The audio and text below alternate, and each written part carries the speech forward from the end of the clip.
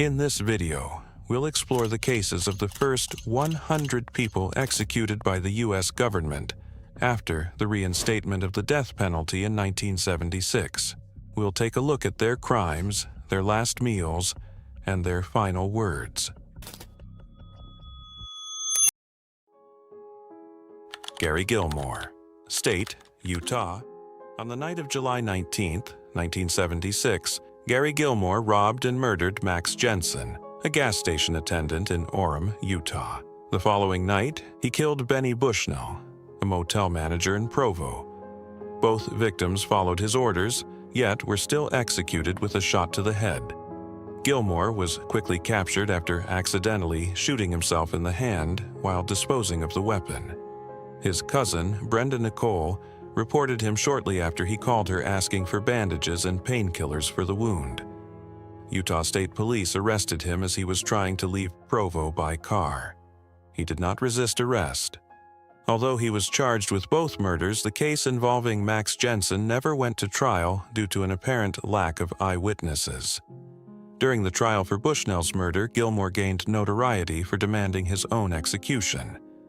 The Supreme Court had recently reinstated the death penalty in 1976 with the Gregg v. Georgia decision. Gilmore refused to appeal his sentence and made no effort to avoid execution, drawing national attention. He was sentenced to death for his crimes. The day before his execution, he was offered a last meal. He chose baked potatoes, 2 hamburgers, hard-boiled eggs, coffee, and liquor. On January 17, 1977, at 8:07 a.m., Gary Gilmore was executed by firing squad at the Utah State Prison. He was strapped to a chair, and 5 law enforcement officers fired at his chest. When asked for his final words, he simply said, "Let's do it." Gilmore had requested that some of his organs be donated for transplants. Hours after his execution, 2 people received his corneas. His body was autopsied, cremated that same day, and his ashes were scattered over Spanish Fork, Utah. John Spenkelink, State, Florida. John Spenkelink was the first man executed in Florida after the U.S. Supreme Court reinstated the death penalty in 1976. His case became a symbol of the national debate over the fairness of the criminal justice system. Spenkelink, who had served time for armed robbery in California, escaped from prison in 1972. A year later, in 1973, he shot and killed Joseph Szymankiewicz, a 45-year-old drifter, in a motel room in Tallahassee, Florida. He claimed self-defense, saying the victim had sexually assaulted him, forced him to play Russian roulette, and stolen his money. However, according to a co-defendant's testimony, Spenkelink left the room, returned with a gun, and shot Szymankiewicz in the back. He rejected a plea deal that would have given him life in prison and was tried for first-degree murder. In 1976, he was sentenced to death. His co-defendant was released. In the following years, his execution was postponed multiple times due to legal appeals. Finally, in 1979, Governor Bob Graham signed the final death warrant. Unlike Gary Gilmore, Spenkelink did not want to die. He became the first person in the U.S. to be executed against his will since the return of capital punishment. The night before his execution, he shared a bottle of Jack Daniels with the prison superintendent, a suggestion that, interestingly, came from the superintendent himself. On the morning of May 25, 1979, at 10:12 a.m., Spenkelink was executed in the electric chair. His body jolted through 3 successive surges. Some witnesses claimed that before the hood was placed over his head, his eyes showed a deep, raw terror. At that moment, Reverend Tom Feimster gave him communion. Spenkelink's final words were, "Man is what he chooses to be. He chooses it himself. I love you." To which the Reverend replied, "I love you too." Spenkelink often signed his prison letters with a phrase that summed up his view of the justice system. Capital punishment means those without capital get the punishment. Stephen Timothy Judy, State, Indiana. Stephen Timothy Judy was a serial killer and rapist with a long history of violence whose public execution shocked the state of Indiana. Judy, a former construction worker from Indianapolis, committed one of the country's most brutal crimes on April 28, 1979. Judy flagged her down, pretending to be a good Samaritan. He told her something was wrong with her tire and offered to help. In reality, he had sabotaged the car and then offered to give them a ride. He drove them to a remote area near White Lick Creek. There, Judy forced the children to walk down a trail while he attacked Chastine. He raped her, tied her hands and feet, and began to strangle her. When she screamed, her children came running back, only to witness the horrific scene. Later that day, police found the bodies of Chastine and her 3 children, Misty, Stephen, and Mark. Chastine had been strangled, and the children had been drowned. In the week leading up to his execution, Judy confessed to his adoptive mother that he had committed other murders in various states. He claimed to have killed more women than he could remember. His confessions included 2 murders in Louisiana in 1973, the killing of a dance instructor named Linda Unverzagt in Indianapolis in 1978, and other victims whose fates remain unknown. Judy said he had left them tied up or dumped in remote locations. During his trial, Judy pleaded guilty to the murders of Chastine and her children. He rejected an insanity defense and demanded the death penalty. He told the judge directly, "I really want you to give me the death penalty, because someday, somehow, I might get out of that prison, and I think I've already proven that." On February 25, 1980, he was sentenced to death. The execution took place on March 9, 1981, at the Indiana State Prison in Michigan City. It was the first execution in the state since 1961. His last meal included prime ribs, lobster tails, baked potatoes with sour cream, a chef's salad with French dressing, and a dinner roll. He also requested 4 beers, but the request was denied. The only witnesses to his execution were state officials, his adoptive father Robert Carr, and his attorney Stephen L. Harris. His final words were, "I hold no grudges. This is my doing. I'm sorry it happened." Frank Coppola. State, Virginia. Frank Coppola was a former police officer from Portsmouth, Virginia, whose life took a dark turn into violence and crime. He was fired from the department for filing a false report and failing to report an assault on an inmate. Although he was reinstated after a suspension, he was suspended again for insubordination and eventually resigned in 1967. Years later, following a car accident in 1975 that caused chronic pain and contributed to the collapse of his second marriage, Coppola spiraled into financial trouble. In 1978, along with his wife Karen, former accomplice Joseph Miltier, and Miltier's girlfriend Donna Mills, he planned a robbery at the home of Peyton M. Hatchell, a wealthy used car dealer in Newport News, Virginia. The first robbery attempt failed. But on April 22, 1978, Donna Mills arrived at the Hatchell's home pretending to be a delivery person, hiding a gun in a bouquet of roses. Once inside, she, Coppola, and Miltier brutally beat Muriel Hatchell while demanding to know where the money was. According to trial testimony, Coppola was the one who repeatedly slammed Muriel's head into the floor. During the attack, Mr. Hatchell came home and was also severely beaten. The attackers fled with 3 rings and $3,000 in cash. Muriel later died from a brain hemorrhage caused by the beating, while Peyton survived, but with permanent injuries. Coppola was caught, and despite denying involvement, the evidence against him was overwhelming. His fingerprints were found in Hatchell's car, and Mills testified against him. On September 26, 1978, he was convicted of capital murder and sentenced to death. The other accomplices received heavy sentences. Miltier was sentenced to 3 life terms, Mills to life plus 117 years, and Karen Coppola to 55 years in prison. In 1982, Coppola chose to drop all appeals. He said he didn't want to spend the rest of his life in prison and wanted to spare his family further suffering. He even said he would flip the switch himself when the time came. A day before his execution, his last meal was an egg and cheese sandwich. He was executed in the electric chair on August 10, 1982, at 11:27 p.m. at the Virginia State Penitentiary. His execution was controversial. According to his attorney, the first jolt wasn't enough, and the second caused the electrodes to catch fire, filling the room with smoke and the smell of burning flesh. His final words were directed to an activist who had supported him through the process. "I love you.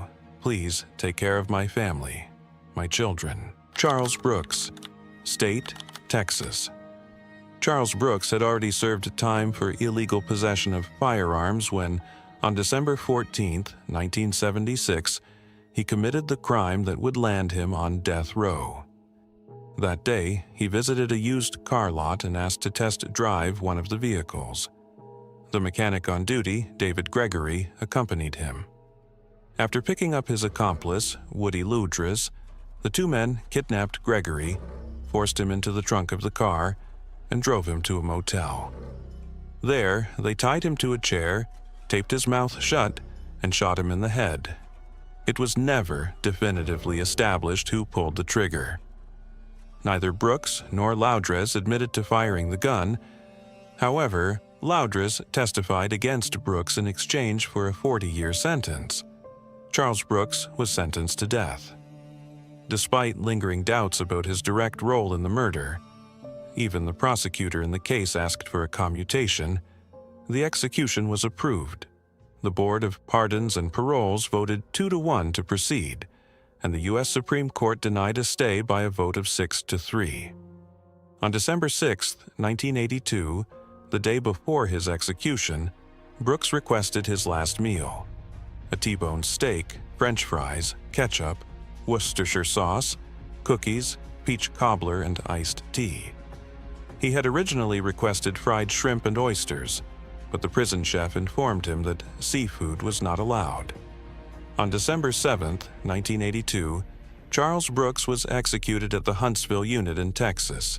He was the first person in the United States to be executed by lethal injection. His final words were a verse from the Quran, spoken in Arabic: "Alhamdulillah, Rabb al-Alamin, al-Rahman al-Rahim, Malik Yawm al-Din." John Evans, State, Alabama. In 1976, John Evans was granted parole in Indiana.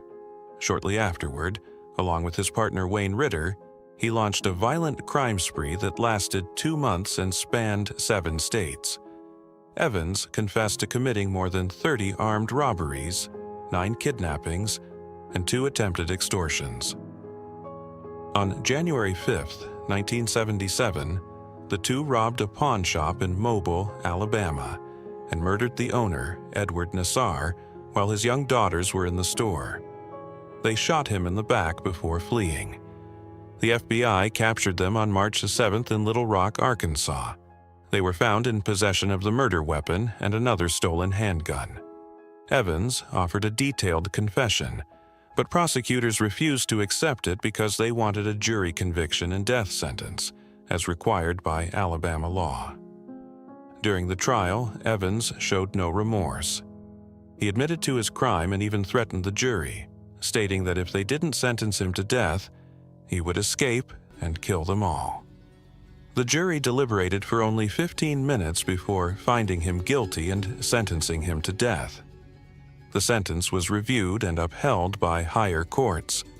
His mother attempted to appeal as a next friend, but her request was denied. In 1982, Evans dismissed his attorneys and waived all remaining appeals. He was executed on April 22, 1983, by electric chair at Holman Correctional Facility in Alabama. The chair, nicknamed Yellow Mama, had been built by an inmate in 1927 and had not been used since 1965. At 8:40 p.m., the executioner flipped the switch for the 3rd time, Evans was pronounced dead at 8:44 p.m. after a grueling 14-minute ordeal in which he was essentially burned alive.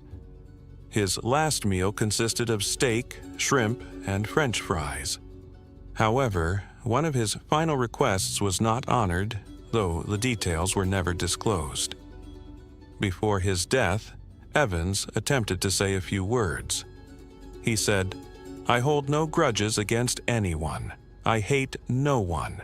Jimmy Lee Gray, State, Mississippi." In 1968, Jimmy Lee Gray, at the age of 19, was convicted for the horrific crime of taking the life of his 16-year-old girlfriend, Elda Louise Prince, in Arizona. He brutally attacked her and left her body in a railway canal.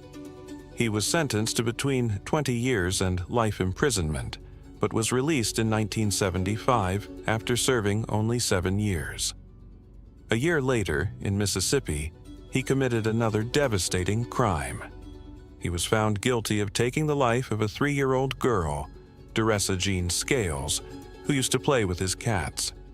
He took her to a wooded area where the tragic crime occurred. He confessed to everything during the police interrogation. He was sentenced to death in December 1976. Although initially the Mississippi Supreme Court ordered a retrial, the sentence was reinstated in 1978. His own mother, deeply affected, wrote to the governor and the court, asking for no further opportunities to be given. On September 2, 1983, Gray was executed in Mississippi's gas chamber, becoming the first person executed in the state since 1964. His last meal was substantial: burritos, enchiladas, rice, beans, salad, strawberries, milk, and a pizza, which he shared with a group of ministers before receiving communion. His execution was especially controversial. The chamber had no head support, causing Gray to violently hit his head against a metal tube while suffering spasms. Witnesses heard at least 11 groans before the room was evacuated, with Gray still alive. Later, his lawyer stated that the evacuation of the room was to prevent witnesses from seeing the cruelty of the procedure. It was later revealed that the executioner was under the influence of alcohol. Robert Austin Sullivan, State, Florida. On the night of April 8, 1973, Robert Austin Sullivan and his accomplice, Reed McLaughlin, went to the Howard Johnson's restaurant in Homestead, Florida, where Sullivan had worked as an assistant manager. There, they kidnapped 38-year-old Donald Schmidt, the new assistant manager. They tied his hands with tape, took him to a swamp in the Everglades, beat him with a crowbar, and shot him 4 times in the neck with a 12-gauge shotgun. They then stole his credit cards and watch. Sullivan was arrested on April 17th, and the police found the shotgun, pistol, crowbar, tape, and stolen items in his car. He confessed to the crime and implicated McLaughlin, who also confessed and agreed to a life sentence in exchange for testifying against Sullivan. Years later, Sullivan denied his guilt, claiming he had confessed while intoxicated and that his confession was coerced. He also alleged that his lawyer had not called witnesses who could confirm his alibi, that he was at a gay bar at the time of the crime. Sullivan claimed that the motive for the robbery was to pay off a blackmailer threatening to reveal his sexual orientation to his father. He was found guilty and sentenced to death on November 12, 1973. During his time on death row, he was described as a model prisoner. His execution was postponed several times until finally, on November 30, 1983, he was executed in the electric chair at the age of 36. He was the second person executed in Florida since 1976. His last meal consisted of steak, French fries, milk, and fresh strawberries. Before his death, he read a 2-page statement with several pauses due to emotion. His final words were addressed to his fellow death row inmates. "Despite what is about to happen to me, don't give up. I hold no grudges against anyone. May God bless us all." Robert Wayne Williams, State, Louisiana. On January 5, 1979, Robert Wayne Williams and his accomplice, Ralph Holmes, robbed an A&P supermarket in Baton Rouge, Louisiana. Both wore ski masks, and Williams carried a sawed-off 12-gauge shotgun. They approached the 67-year-old security guard, Willie Kelly, who was packing groceries. When Holmes tried to take Kelly's weapon, Kelly made a move with his hand. Williams shouted, "Don't even try it," and shot Kelly in the face at point-blank range. They then completed the robbery. During the assault, Holmes struck a customer, and Williams accidentally shot 2 people in their feet. The police received an anonymous tip implicating Williams, his wife, and Holmes. All were arrested, and both Williams and his wife confessed to the crime. Williams was convicted of first-degree murder and sentenced to death on May 30, 1979. Holmes received a life sentence. Although Williams maintained that the shooting was accidental and did not testify at his trial, the verdict stood. The police chief criticized the security company for failing to properly train Kelly, who had not even been trained for the position. On December 14, 1983, Williams was executed in the electric chair at the Louisiana State Penitentiary, being declared dead at 1:15 a.m. He refused his last meal.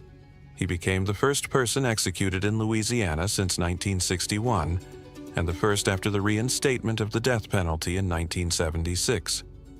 He was also the second black person executed in the United States since that date, and the first for killing a black victim.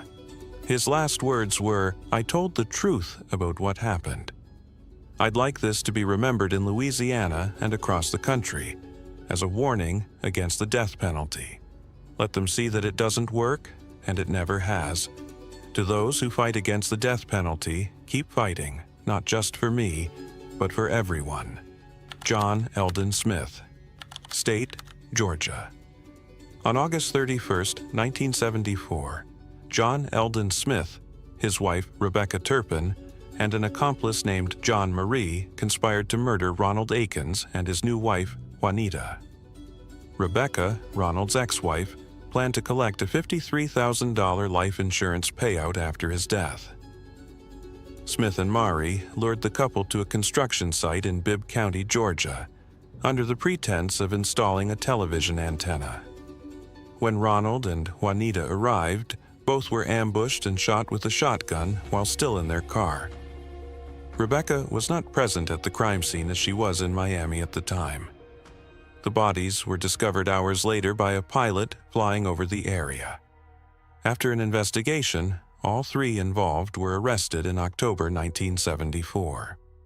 Marie cooperated with authorities, testifying that the original plan was to drug Ronald, but when Juanita accompanied him, they decided to kill both of them instead. In exchange for his testimony, Marie received 2 life sentences. John Eldon Smith was convicted after a 3-day trial. Rebecca was also sentenced to death but later received a new trial, claiming underrepresentation of women on the jury. She was ultimately sentenced to life in prison. Smith was the first person in Georgia to be sentenced to death with a scheduled execution date following the reinstatement of the death penalty in 1976, making his case high profile. Despite protests from public figures, such as Atlanta Mayor Maynard Jackson, Smith was executed. On December 15, 1983, John Eldon Smith was executed in the electric chair. He became the first person to be executed in Georgia since 1964. His official time of death was 8:15 a.m. Although rumors later suggested his last words were, "Well, the Lord is going to bring another one," contemporary sources indicate that no official statement was made. However, before being strapped into the electric chair, he told the guards, "Hey, there's no need to tighten it so much." Anthony Antone, State, Florida. Anthony Antone was an American convicted of orchestrating the murder of private investigator Richard Cloud. The crime occurred on October 23, 1975, under the orders of crime boss Victor Acosta. Antone was arrested and sentenced to death on August 27, 1976. He spent 7 years and 10 months on Florida's death row. His execution became controversial, as at 66 years old, he was the oldest person on Florida's death row. The Florida Catholic Conference, among others, joined in a campaign to have his death sentence commuted. Although his execution was delayed on January 14, 1984, Governor Bob Graham denied clemency requests. Finally, Anthony Antone was executed in the electric chair on January 26, 1984, making him the oldest person to be executed in the United States since the death penalty was reinstated. He held this record until 2004, when James Hubbard in Alabama surpassed him. Before his execution, visibly distressed, he said, "I'm very upset. I don't know what to say, really. How much time do I have? I want to apologize to my parents. I feel remorse for the 2 boys I killed, but it's hard to show it." John Albert Taylor, State, Utah. On June 23, 1989, in Washington Terrace, Utah, Sharon King returned home and faced one of the most devastating scenes a human being can encounter. She found her 11-year-old daughter, Sharla, without vital signs. The crime was brutal. The young girl had been attacked in her own bedroom in what, according to the prosecution, was a premeditated act with deeply disturbing intent. John Albert Taylor, a man with a criminal history who had arrived from Florida just days before the murder, was identified as the prime suspect. His own sister alerted authorities after learning details that implicated him. Taylor's fingerprints matched those found at the scene, and witnesses placed him at the apartment at the time of the crime. Despite his attempts to claim he had only entered to rob, the physical, forensic, and testimonial evidence contradicted him. The trial began in November 1989. Taylor waived his right to a jury, and on December 5th of that year he was found guilty of murder and other serious crimes. During the sentencing phase, details of his difficult childhood and time in mental institutions were presented, but the judge concluded that the crime outweighed any mitigating factors. He was sentenced to death. The night before his execution, Taylor requested a large, abundant meal, a large ambassador pizza with thin crust, topped with onions, mushrooms, spicy peppers, sausage, pepperoni, ham, and extra cheese. He accompanied it with a Coca-Cola. The meal was shared with his uncle, his former lawyer, and a priest who spent his last night with him. Taylor, nervous, requested antacids that night and refused more food when offered. In a symbolic gesture, he handed his glasses to the prison director before being escorted to the execution chamber, saying, "There's no need for them." Taylor chose to die by firing squad, becoming the first inmate to be executed by this method in the United States since 1977. He declined sedation. At 12:03 a.m. on January 26, 1996, 5 volunteer officers fired. 4 bullets were real, and 1 was made of wax, so no shooter would know which one fired the lethal shot. Taylor was declared dead at 12:07 a.m. His final words before being executed were, "I would like to tell my family and my friends, as the poem goes, remember me, but let me go." James David Autry, State, Texas. From a young age, James David Autry lived a life marked by abuse and violence. According to his own testimony, his father frequently beat him, and by the age of 13, he began having problems with the law. In prison, he was known as Cowboy, a nickname that reflected both his defiant attitude and impulsive, remorseless character. On the night of April 20th, 1980, Autry entered a sack and pack store in Port Arthur, Texas, intending to steal a 6-pack of beer. Shirley Drouet, the 43-year-old cashier and mother of 5, confronted him and demanded he pay. Autry pulled out a .38 caliber pistol and shot her in the forehead. He left the store, but returned minutes later. Inside, he found 2 customers checking Shirley's body, Joseph Broussard, a 43-year-old former Catholic priest, and Athanasios Sfarnas, a 30-year-old Greek merchant sailor. Fearing they could identify him, he shot them as well. The police arrived shortly after receiving a shooting report. Sfarnas was found gravely wounded in the parking lot, while Broussard was dead inside the store, with gunshot wounds to the head and neck. Drouet was still breathing, but died on the way to the hospital. No money or personal belongings were stolen, only a $2.76 pack of beer. Autry was arrested a few hours later at the mobile home he shared with his friend John Sandifer. Though he tried to blame Sandifer, he was recorded while talking to his mother from the police station, confessing he had attempted to rob the store and that things had gotten out of control. He was sentenced to death for these crimes and never appealed his sentence. The day before his execution, he requested a hamburger, fries, and a Dr. Pepper as his last meal. On October 4th, 1983, he was strapped to the gurney with the needles already inserted when a last-minute stay was granted, but this only delayed the inevitable. He was finally executed by lethal injection on March 14, 1984, becoming the second person executed in Texas after the reinstatement of the death penalty. He did not say a single word before dying. During his time on death row, he expressed a preference for being hanged or decapitated, as he believed lethal injection wasn't manly. He also requested that his execution be televised so the public could see the reality of the death penalty. This request was denied. James William Hutchins, State, North Carolina. James William Hutchins was an American murderer convicted of killing 3 law enforcement officers in North Carolina in 1979. He was also implicated in a 1954 homicide in New Mexico and was suspected in a 3rd state. On May 31, 1979, Hutchins assaulted his teenage daughter during a domestic dispute in Rutherford.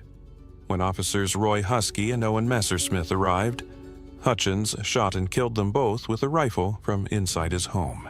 He then fled in his car, armed. Due to failures in the sheriff's dispatch system, no alert was issued in time. Later, State Patrol Officer Robert Pete Peterson initiated a pursuit after spotting Hutchins' car speeding, unaware of the earlier murders.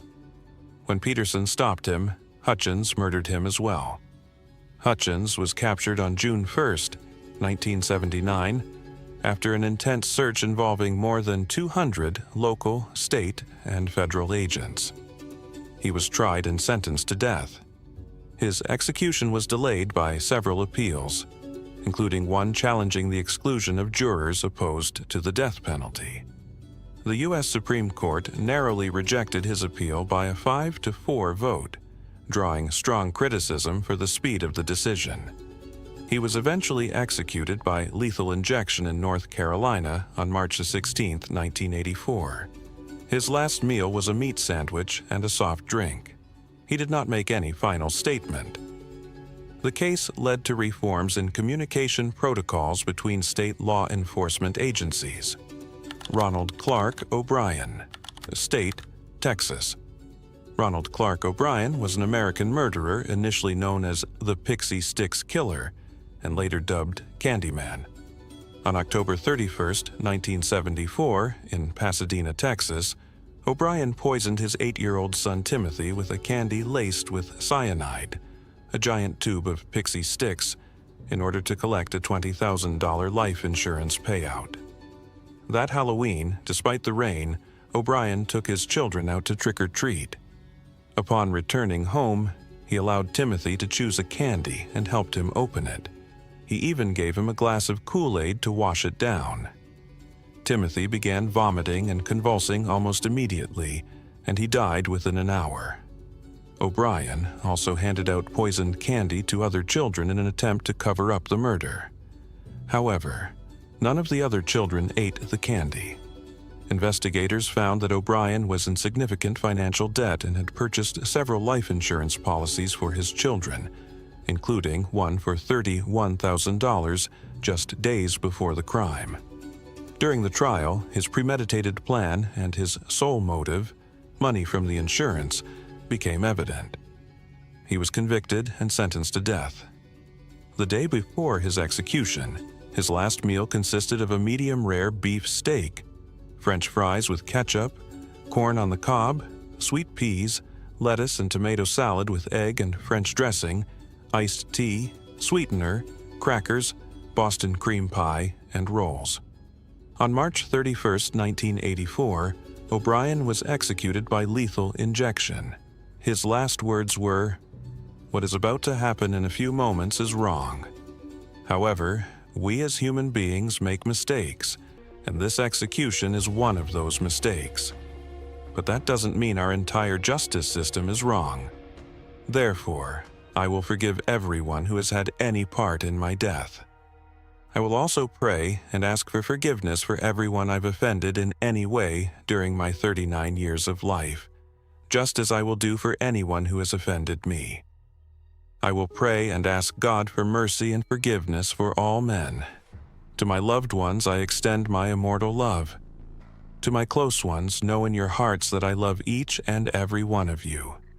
God bless you all, and may God's best wishes always be with you. Elmo Patrick Saunier, State, Louisiana.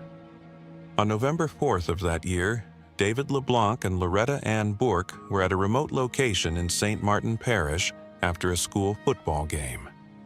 Around 1 a.m., the Saunier brothers, Elmo Patrick Saunier, 27, and Eddie James Saunier, 20, approached them armed with Sambonu caliber rifles, pretending to be police officers.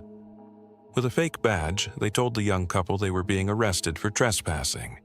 They handcuffed both victims, put them in a car, and drove them to an oil site. There, Elmo raped Loretta, and then, under the promise of letting them go if she complied, she was also forced to have sex with Eddie. Despite the promises, the brothers decided to kill them to prevent them from reporting the crime. They made them lie face down in a ditch and shot them multiple times. They attempted to cover up the evidence by burying the guns and getting rid of the victims' driver's licenses. A car Jack found in Elmo's vehicle was crucial in linking them to the crime. Elmo confessed multiple times, including during his transfer to prison. Handcuffs found in his room matched those used in the crime. Both brothers were convicted of first-degree murder in 1978. Initially sentenced to death, the conviction was overturned due to procedural errors. In a second trial, Eddie attempted to take full responsibility, but the state reaffirmed that Elmo was the main perpetrator. Eddie was sentenced to life in prison without parole because he was a minor at the time of the crime. Elmo's execution was scheduled for April 5, 1984.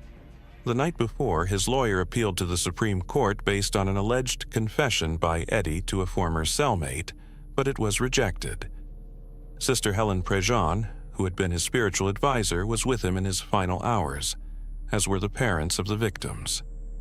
His last meal was a steak. In the execution chamber, Elmo addressed David LeBlanc's father with his last words.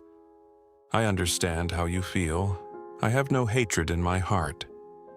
As I leave this world, I ask God to forgive me for what I did. I also ask you to forgive me for what I did." He was executed in the electric chair, known as Gertie Horripilante, and was declared dead at 12:15 a.m. on April 5, 1984. Eddie James Saunier died in prison in December 2013 at the age of 57. Arthur Frederick, State, Florida. Arthur Good was a criminal convicted of a series of serious offenses involving minors, culminating in his death sentence in Florida. From a young age, Good displayed troubling behaviors. He was arrested several times for incidents involving minors, but managed to avoid severe consequences due to his parents' intervention. In 1975, he was sentenced to probation and psychological treatment in Baltimore, but left the treatment within days and moved to Florida. On March 5, 1976, he committed the crime that would lead him to death row. In Cape Coral, he encountered a minor with whom he engaged in a criminal act that ended with the child's death. He then traveled to other states where he interacted with more minors, resulting in another homicide. He was captured shortly thereafter when someone recognized one of the children with him and alerted authorities. Good was first tried in Maryland, where he was found competent and guilty, receiving a life sentence. He was then transferred to Florida, where he was allowed to represent himself during the trial for the crime committed in that state. On March 21, 1977, he was sentenced to death. Throughout his incarceration, Good exhibited erratic and concerning behavior. He wrote inappropriate letters, made offensive comments, and showed no genuine remorse. His case sparked public outrage. For his last meal, he requested steak with vegetables and cookies. He was executed by electrocution on April 5, 1984. His last words were, "I feel remorse for the 2 kids I killed, but it's hard for me to show it." James Adams, State, Florida. James Adams was executed in Florida in 1984 after being convicted for the murder of a wealthy rancher in 1973. His case sparked controversy and deep debate regarding the possible influence of racial factors in the application of the death penalty. Adams, an African-American man, always maintained his innocence and argued that his conviction was tainted by racial bias. Although there were no eyewitnesses to the crime, some of the victim's belongings were found in a car driven by Adams. A witness also claimed to have seen him leaving the victim's house shortly after the supposed time of the murder. Hours before his execution, an appeals court had granted a stay to review whether Florida's death penalty laws were being applied discriminatorily. However, the U.S. Supreme Court, by a 5-4 vote, overturned the stay, allowing the execution to proceed. Adams was executed by electrocution and was pronounced dead at 7:11 a.m. on May 20, 1984. He was 47 years old. Before his execution, Adams delivered a final message. "To all men sentenced to death, keep fighting because it's wrong and immoral. I have no animosity toward anyone. I only have love." Carl Schreiner, State, Florida. Carl Schreiner was executed in the electric chair on June 20, 1984, for his involvement in a violent robbery at a store in Gainesville, Florida, in 1976, during which a female employee was killed. Schreiner had spent much of his life in correctional institutions from a very young age. Just before the crime, he had been released from prison after serving a sentence for theft. During the trial, the prosecution argued that he was the author of the assault and directly responsible for the victim's death. Schreiner was executed at Florida State Prison, becoming the 6th inmate to be executed in the state since the reinstatement of the death penalty in 1976. Yvonne Ray Stanley, State, Georgia. Yvonne Ray Stanley was sentenced to death for his involvement in the murder of Clifford Floyd, which occurred on April 12, 1976, in DeKalb County, Georgia. The crime, committed alongside an accomplice named Herman F. Cook, involved a robbery that tragically escalated. According to case records, Floyd, a 56-year-old insurance collector, was approached during his workday. Stanley and Cook shot him and then left him in a remote area. The specific circumstances of the crime shocked the local community. Stanley was arrested just 2 days later, on April 14, 1976. The evidence found and witness statements were pivotal in his capture.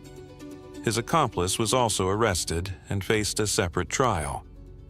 During the trial, Stanley's defense team presented arguments related to his mental health and personal history, asking that these factors be taken into account in sentencing.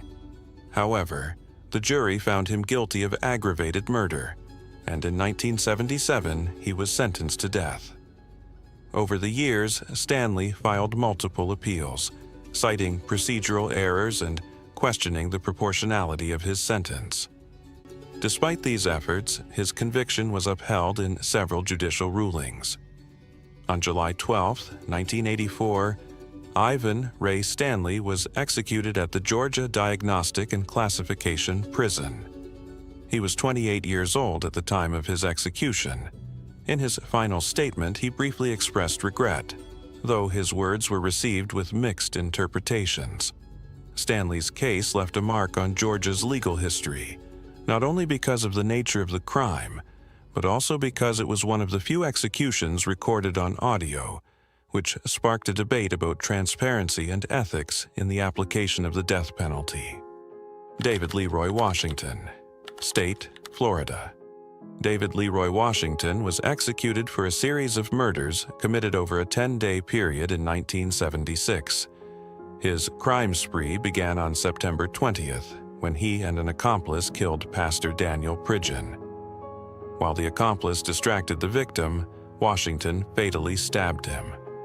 3 days later, on September 23rd, they murdered Katrina Burke, who was known as a drug dealer, and severely wounded other occupants in her house. Then, on September 27th, Washington lured Frank Melly under the pretense of completing a car sale. He tied Melly to a bed for 2 days and on September 29th stabbed him 11 times, burying his body in the backyard. Washington was arrested, confessed to the murders, and was convicted of 3 counts of first-degree murder. His case reached the U.S. Supreme Court, which used it to set precedents regarding the quality of legal counsel for indigent inmates. He was executed in the electric chair on June 13, 1984, at the Florida State Prison at the age of 34. In his final statement, he expressed regret. "I regret all the pain I have caused. If my death brings any relief, so be it." He was the 22nd prisoner executed in the United States since the death penalty was reinstated in 1976. Ernest John Daubert, Jr., State, Florida. Ernest John Daubert, Jr., 46 years old, was convicted of first-degree murder for the killing of his 9-year-old daughter, Kelly Ann, and second-degree murder for the death of his 7-year-old son, Ryder Scott. Kelly's murder occurred on December 31, 1971, and Ryder's in 1972. Although the bodies were never found, evidence revealed a history of extreme abuse. Both children were beaten, strangled, and subjected to torture. Daubert was also convicted of torturing his 11-year-old son, Ernest John Daubert III, and abusing his 5-year-old daughter, Anna Ray. He was arrested in Duval County, Florida, and convicted in 1974. The jury recommended a sentence of life imprisonment by majority, but the judge overturned this recommendation, citing the brutality of the crimes, and sentenced him to death. During his execution, Daubert made no final statement. He shook his shaved head and calmly said, "No, no," in front of a microphone held by the prison superintendent, Richard Duggar. Just before receiving the electric shock, he winked at his pastor, Reverend Melvin Biggs. He was executed in the electric chair on September 7, 1984, at the Florida State Prison. Daubert was the 8th man to be executed in Florida after the reinstatement of the death penalty in 1976 and the 23rd nationally. In his final days, he had an emotional reconciliation with his surviving daughter, Anna Ray. Timothy George Baldwin, State, Louisiana. Timothy George Baldwin was convicted for the murder of 85-year-old Mary James Peters, a blind woman and his former neighbor, as well as the godmother of his youngest son. The crime occurred on April 4, 1978, in West Monroe, Louisiana, during a home robbery.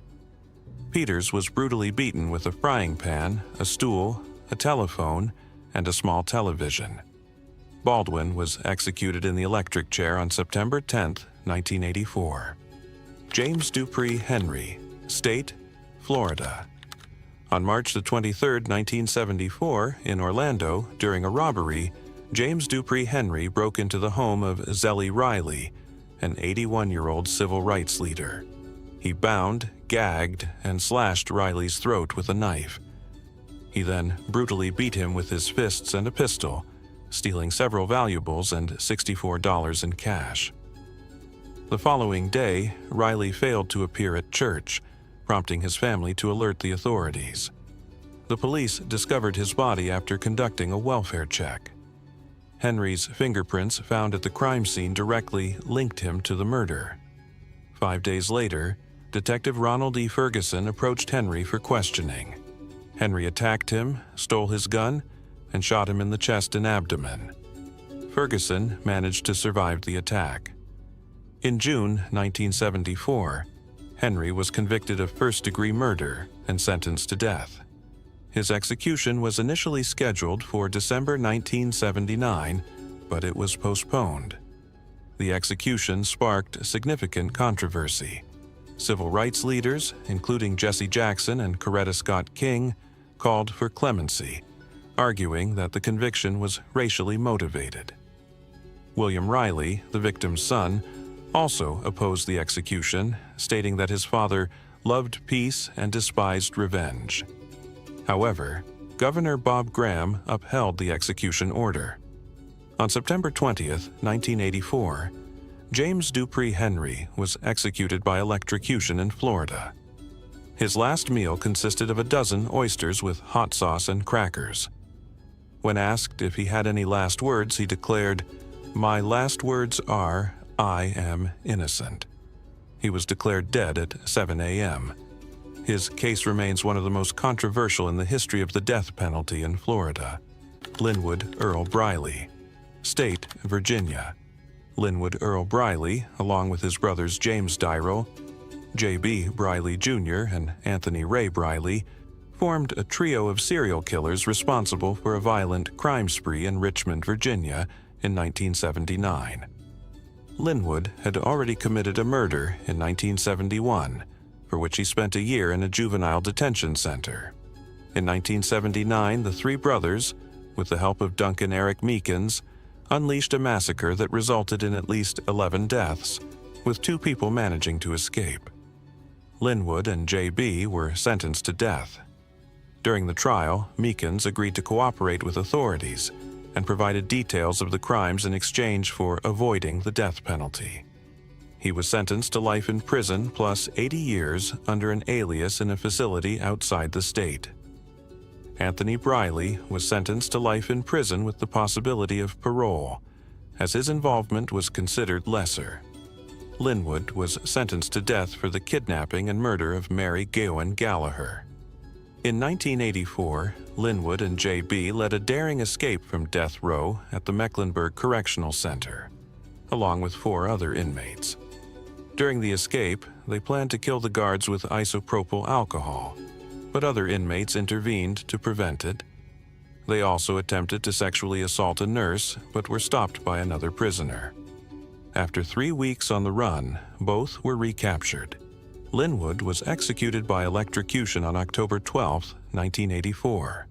His last meal included filet mignon, baked potato, peas, salad, rolls, cake, peaches, punch, and milk.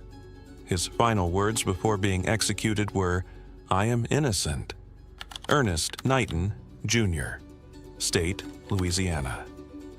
Ernest Knighton, Jr. was convicted of the murder of Ralph Schell, a 52-year-old gas station owner in Bossier City, Louisiana. The crime occurred on March 17, 1981, during a robbery attempt. Knighton shot Schell, killing him on the spot. During the trial, Knighton acknowledged his guilt and expressed remorse. He was sentenced to death and was incarcerated at the Angola State Penitentiary. On October 30, 1984, he was executed by electrocution at the age of 38. Before his execution, he had studied images of the electric chair to gather the courage for the ordeal. His last meal consisted of a T-bone steak, rice, French fries, 4 slices of toasted bread, and a strawberry milkshake. His final words were, "I am sorry, more than I can express. Mr. Schell is dead, and I am responsible. I am sorry for Mrs. Schell and for all of her family and friends. I am sorry for my mother, my family, and everyone who will mourn my loss. I have asked God to forgive me. I must say that what you do is wrong. If I thought that my death would bring Mr. Shell back or save someone from murder, I would offer myself, but I know that it will not. Killing does not teach respect for life. I urge you not to kill anyone else. I ask God to forgive you for killing me. Now I ask God, in the name of Jesus, to receive my spirit. Thomas Andrew Barefoot, State, Texas.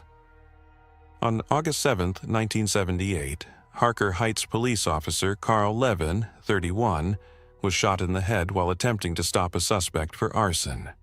The assailant fled the scene but was arrested 2 days later at a bus station in Houston, Texas. He was carrying a .25 caliber pistol and was identified as Thomas Andrew Barefoot, a 37-year-old fugitive from Louisiana, wanted in New Mexico for the rape of a 3-year-old girl. Barefoot had an extensive criminal record, including charges for aggravated assault, hit and run, sexual abuse, attempted rape, armed robbery, and drug and weapon-related offenses. 2 former roommates testified that Barefoot had expressed his intention to kill a Harker Heights police officer as revenge for a previous arrest, although Levin was not his original target. In November 1978, after a 3-day trial, Barefoot was found guilty of capital murder and sentenced to death. On the day of his execution, he was allowed to speak with family members, receive visitors, smoke cigarettes, and eat his favorite meal: soup with crackers, chili with beans, steamed rice, seasoned mustard greens, spicy beets, and iced tea. His final statement was, "I hope that someday we can remember the evil we are doing right now, like the witches we burned at the stake. I want everyone to know that I hold no grudges. I forgive everyone. I hope that all of those I've wronged will forgive me. I've been praying all day that Carl Levin's wife will be free from the bitterness in her heart, because that bitterness she carries within her will send her to hell as surely as any other sin. I regret everything I've done to you. I hope you forgive me. Sharon, say goodbye to all my friends. You know who they are: Charles Bass, David Powell." He was executed by lethal injection on October 30th, 1984, 7 minutes after the execution of Ernest Knighton Jr. in Louisiana. Velma Barfield, State, North Carolina. In the 1970s, Velma Barfield caused the death of her boyfriend, Roland Stewart Taylor, by poisoning him with arsenic in his tea and beer. However, investigations revealed that her story was much darker, as she was also implicated in the death of her ex-husband, Jennings Barfield, in 1970. In 1976, Velma began working as a caregiver at a nursing home, where she was involved in several suspicious deaths of the people she cared for. Among them were her mother, Lillian Bullard, who died suddenly in 1974, and Dolly Edwards and her husband Montgomery Edwards, who both died under suspicious circumstances in 1977. It was at this nursing home where suspicions about Velma began, as it was discovered that she had been involved in the deaths of Dolly and Montgomery Edwards. When the body of her ex-husband, Jennings Barfield, was exhumed, it was also found to contain arsenic. This eventually led to her arrest. During Velma's trial, she was only judged and convicted for the death of Roland Stewart Taylor. She was sentenced to death and held in a North Carolina prison, where she became the only woman on death row at that time. On November 2, 1984, hours before her execution, she requested as her last meal a bag of cheese doodles and a Coca-Cola. During her final moments, dressed in pink pajamas and an adult diaper, her last words were, "I know everyone has gone through a lot of pain. All the families are connected, and I am sorry, and I want to thank everyone who has supported me through all of these 6 years." After receiving the lethal injection, doctors confirmed her death hours later. Velma Barfield became the first woman executed in the United States after the reinstatement of the death penalty in 1976. Timothy Palms, State, Florida. Timothy Palms was convicted for the murder of James N. Stone, the owner of a furniture store in Jacksonville, Florida. On October 4, 1976, Palms and his accomplice, Ronald Straight, lured Stone to the apartment of his secretary. There, they struck him with a hammer, tied his hands and feet with wire, and locked him in a wooden box that had been specifically built for this purpose. For approximately 30 minutes, the victim was brutally beaten, tortured, and mutilated. His fingers were amputated as he begged for his life. Finally, they stabbed him 18 times with a butcher knife and a machete. The box containing his body was then thrown into the St. Johns River. The motive behind the crime was robbery. They stole Stone's money, watch, and car, while Stone's secretary, Jane Allen, stole $2,800 from the store. Palms and Straight fled the state but were eventually captured in California. Palms confessed to the crime, and the coffin was recovered from the river. Both were tried separately, convicted of first-degree murder, and sentenced to death. A third accomplice, Albert, received immunity in exchange for testifying against the others. Timothy Palms was executed in the electric chair on November 8, 1984, at 10:03 a.m. in Stark, Florida. He was 33 years old. His last words were, "The love of my family has been my strength. That's all. Goodbye." Alpha Otis O'Daniel Stevens, State, Georgia. Alpha Otis O'Daniel Stevens was convicted of the murder of Roy Asbel, which occurred on August 21, 1974, in Twiggs County, Georgia. At the time, Stevens had escaped from the Houston County Jail, where he was serving a life sentence for another murder. During his escape, Stevens broke into the house of Charles Asbel, allegedly accompanied by another man. While looting the house and loading several weapons, including a Magnum .357 revolver, into a 1972 Dodge, Roy Asbel, father of the homeowner, arrived in his vehicle. Stevens later stated that Asbel became alarmed upon seeing the rifles in the car and drew his own weapon. At that moment, Stevens shot and killed him. Stevens was found guilty of murder at the Bleckley County Superior Court on January 20th and 21st, 1975. After exhausting all appeals, he was executed in the electric chair in the early morning of December 15, 1984, in Georgia. He was 39 years old. The execution became notorious due to a procedural error. The first electric shock, which lasted for 2 minutes and was administered at 12:18 a.m., failed to kill him. His chest continued to rise and fall, and he breathed 23 times during the 6 minutes of waiting before the medical team could examine him. At 12:24 a.m., a second shock lasting 2 minutes was applied. Stevens was declared dead at 12:37 a.m. The prison officials were unable to explain what went wrong. It was the 20th execution in the United States in 1984, and the third in Georgia that year.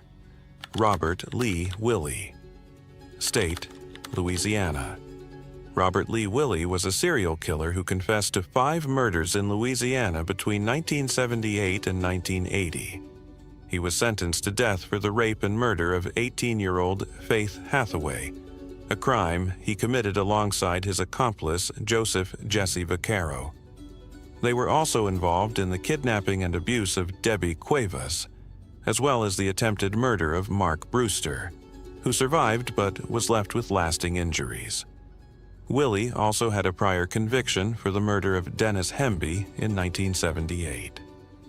While on death row, he received spiritual guidance from Sister Helen Prejean, who later wrote about their relationship in the book Dead Man Walking.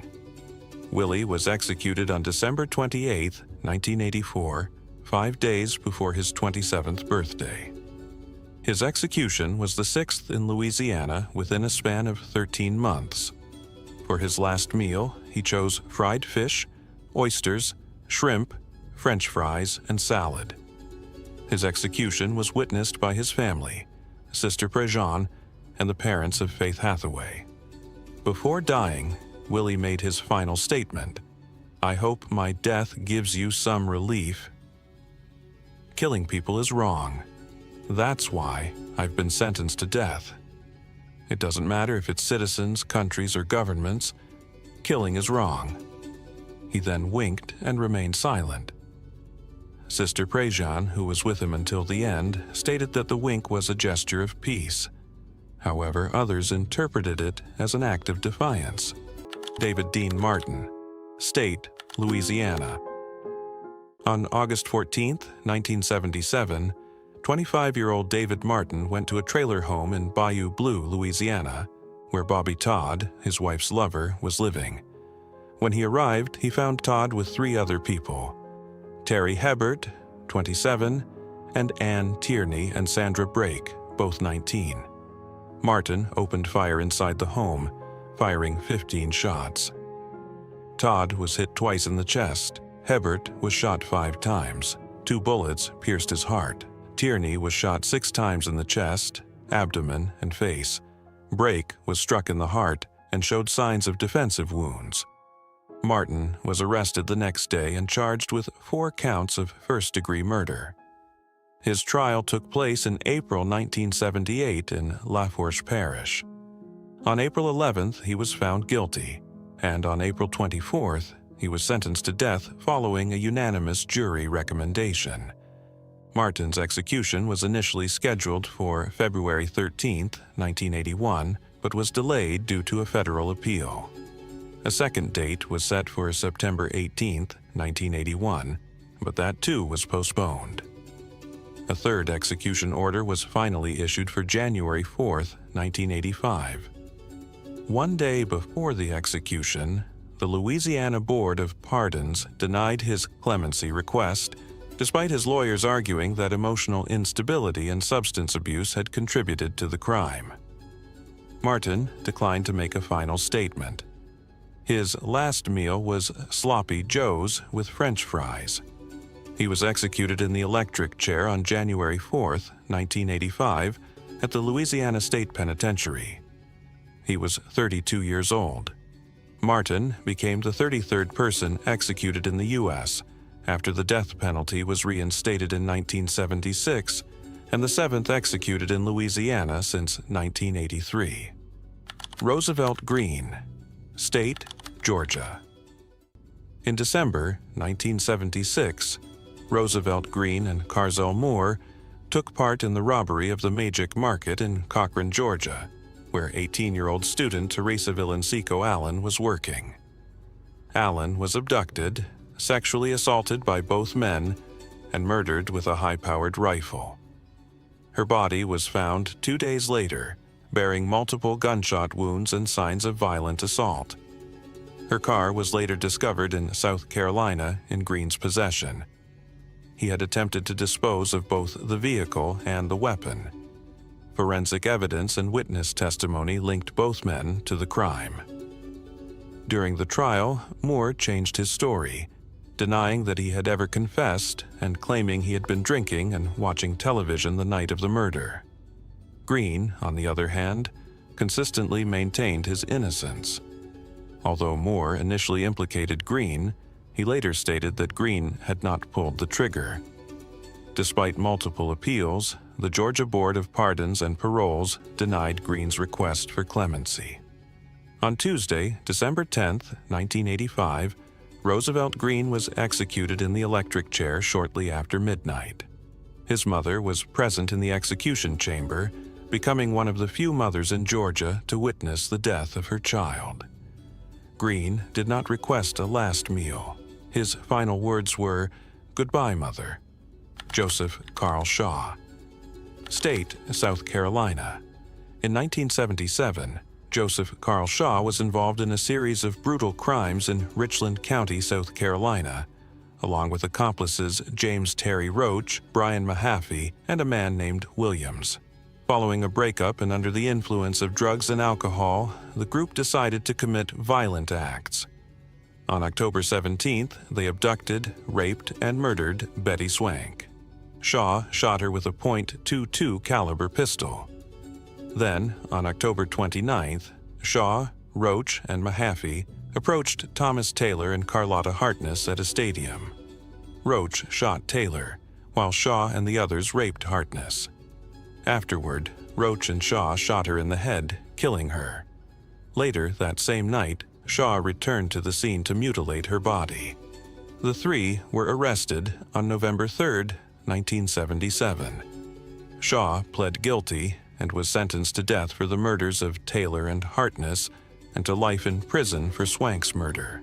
Roach also received the death penalty. Mahaffey, who was a minor at the time, was sentenced to life in exchange for his testimony. Williams was sentenced to life in a separate trial. One day before his execution, Shaw was offered a last meal. He chose pizza and salad. Joseph Carl Shaw was executed in the electric chair on January 11, 1985, at the age of 29. His final words were an apology to the victims' families. "I want to apologize to all three families, the Swanks, the Taylors, and the Hartnesses. I hope you can find some peace once all the publicity about me ends. Killing was wrong when I did it, and it's wrong when you do it. I hold no grudges against anyone. God bless you all, and may He forgive you." Doyle Edward Skillern, State, Texas.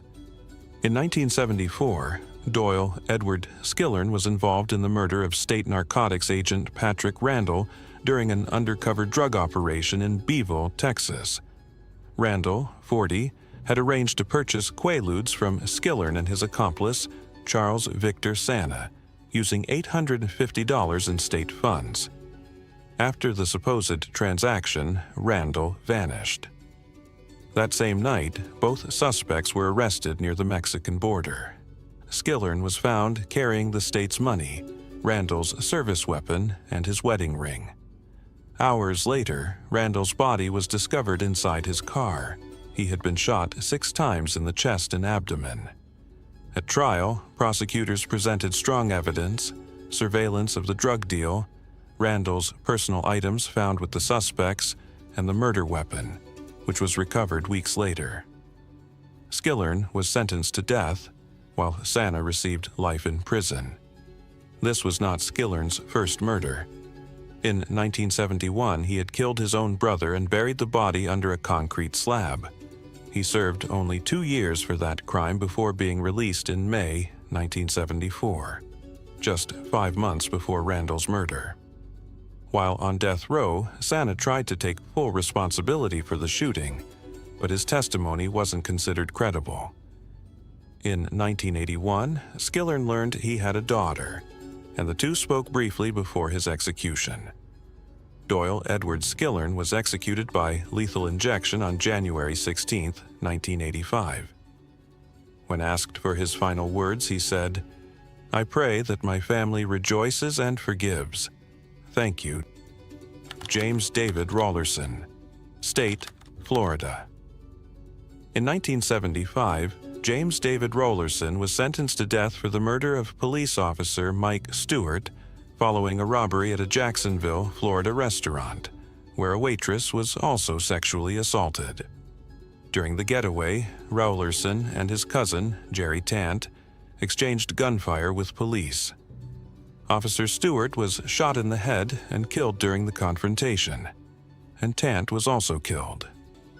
Rollerson was arrested shortly afterward. At trial, prosecutors presented evidence that Rollerson's .38 caliber revolver had fired the shot that killed Officer Stewart. Rollerson, however, consistently denied being the one who fired the fatal shot.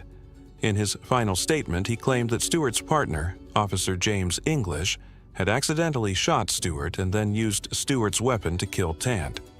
This claim was dismissed by the prosecution, who maintained that Officer English never fired his weapon during the incident. James David Rollerson was executed in the electric chair on October 30, 1985, at the age of 33. He spent 10 years on death row. He declined to make a final statement and did not request a specific last meal. Van Roosevelt Solomon, State, Georgia. In 1979, Van Roosevelt Solomon, a former assistant Baptist pastor from Lawton, Oklahoma, was sentenced to death for the murder of Roger Tackett, a Georgetown University honors graduate who had left his teaching job because it didn't pay enough to support his family. Tackett was working as a convenience store manager in Cobb County, Georgia, at the time of his death. During an armed robbery, Solomon and his accomplice, Brandon Jones, killed Tackett. The crime was especially brutal, with the prosecution describing it as murder by torture. Both men received death sentences, though Jones remained on death row for decades, appealing his case. Van Roosevelt Solomon was executed in the electric chair on February 15, 1984, at the age of 41, at the Georgia Diagnostic and Classification Center. He spent 4 years on death row and was the 5th person executed in Georgia since the reinstatement of the death penalty. For his last meal, he requested fruit and chocolate ice cream. Before his execution, Solomon offered these final words: "I would like to give my blessings to all the people who tried to save my life." John Paul Witt, in State, Florida. In 1973, John Paul Witt, a 29-year-old homeless man, kidnapped and brutally murdered Jonathan Kushner, an 11-year-old boy and son of a dean at the University of South Florida. The crime took place in the upscale Carrollwood neighborhood of Tampa, where the boy had gone to a convenience store to buy candy for his younger brother. According to authorities, Witt and his accomplice, Gary L. Tillman, stalked the boy, followed him to the store, and intercepted him as he arrived on his bicycle. They then kidnapped and murdered him in a particularly cruel manner. The crime shocked the community and was described by the governor as a particularly brutal murder. Witt was arrested, tried, and sentenced to death in 1974. In his final days, he refused all interaction. He did not speak to prison officials, rejected visits from a minister, declined to give a final statement, and also refused his last meal. On March 4, 1986, John Paul Witt was executed in Florida's electric chair, known as Old Sparky. A 2,000-volt current was applied for 90 seconds, causing his death at 7:10 a.m. He was 41 years old at the time. When asked if he wanted to say any last words, he quietly replied, "No, I have none." Witnesses reported that during the execution, Witt suddenly sat up and struggled against the straps, though he had remained calm beforehand. Stephen Peter Morin, State, Texas. In the 1970s, Stephen Peter Morin roamed the United States as a drifter struggling with addiction. Behind this wandering life, however, was one of the country's most wanted criminals. Authorities suspect he was involved in at least 48 violent crimes, mostly targeting young women across several states. In 1976, Morin was charged in San Francisco with assaulting a 14-year-old girl, putting him on the FBI's radar. From that point on, he used multiple false identities and continued his trail of violence through California, Nevada, Utah, Colorado, Texas, and beyond. In January 1980, he tried to forcibly abduct 19-year-old Susan Billot in Las Vegas, but she managed to escape. Then, in June, 20-year-old Cheryl Ann Daniel disappeared after an encounter with Morin. Her body was found 6 months later in Utah, along with belongings that directly linked Morin to the crime. The pattern continued in 1981. In Colorado, he was responsible for the death of 23-year-old Sheila Whalen. Then, in Texas, he took the life of 21-year-old Jana Bruce. On December 11th of that year, in San Antonio, Morin attempted to steal a car and ended up shooting 21-year-old Carrie Ann Scott in a restaurant parking lot. Shortly afterward, he kidnapped Margie Mayfield, holding her captive for more than 10 hours while on the run. Morin was arrested the next day, December 12th, at a bus station in Austin. During his trials, he pleaded guilty to several of the most clear-cut crimes, including those of Scott, Bruce, and Daniel. He was sentenced to death in both Texas and Colorado. Although extradition to Utah was planned for other charges, it never happened. In prison, Morin converted to Christianity and refused any appeals. His lawyer tried to stop the execution, citing mental health issues, but the request was denied. On March 13, 1985, Stephen Morin was executed by lethal injection at the Huntsville prison in Texas. His partner and some victims' family members were present. Due to his medical history, it took technicians 45 minutes to find a viable vein. His last meal was steak, baked potato with butter, pea salad, banana pudding, and coffee. His final words were, "Father, forgive these people, for they don't know what they're doing. Forgive them as you have forgiven me, and I have forgiven them. Lord Jesus, I commend my soul to you." Morin was pronounced dead at 12:55 a.m. He spent less than 2 years on death row. John Young. State, Georgia. In 1974, at just 17 years old, John Young was accused of taking part in a violent series of attacks in Macon, Georgia. On one December night, 3 elderly people were killed and 3 others injured after being attacked in their own homes. Young was arrested shortly afterward and formally charged with these crimes. Despite his young age, Young was tried as an adult. His defense was handled by a lawyer who was later disbarred for professional misconduct, a failure that would become a key argument in appeals years later. However, the United States Supreme Court, in a 5-3 decision, refused to stay his execution. The Tuesday before his execution, Young received visits from his sisters, a cousin, his partner, and a minister. He also spoke for the last time with his new attorney, who expressed doubts about the fairness of his trial. Young replied, "I don't think I got a fair trial either, but I'm ready to face death." On October 8, 1985, John Young was executed in the electric chair at the Georgia Diagnostic and Classification Center at 12:26 a.m., witnessed by 12 people. In his final statement, he spoke about racial discrimination in the United States, quietly saying, "Being born black in America was against me. You all shout that America was built on Christianity. I say it was built on slavery." John Young was 28 years old at the time of his execution and spent 11 years on death row. James D. Briley, State, Virginia. In 1980, James D. Briley, along with his brother Linwood and other accomplices, participated in a series of crimes that shocked Richmond, Virginia. One of the most impactful cases was the murder of a woman and her young son, for which James was sentenced to death. Despite multiple appeals and last-minute testimonies, including one from an inmate who claimed another person had confessed to the crimes, the justice process continued. Judge D. Dorch Warner dismissed the testimony as unreliable and confirmed that Duncan Meekins, a key prosecution witness, had been accessible to the defense attorneys. Meekins himself is serving a life sentence for his role in the murders.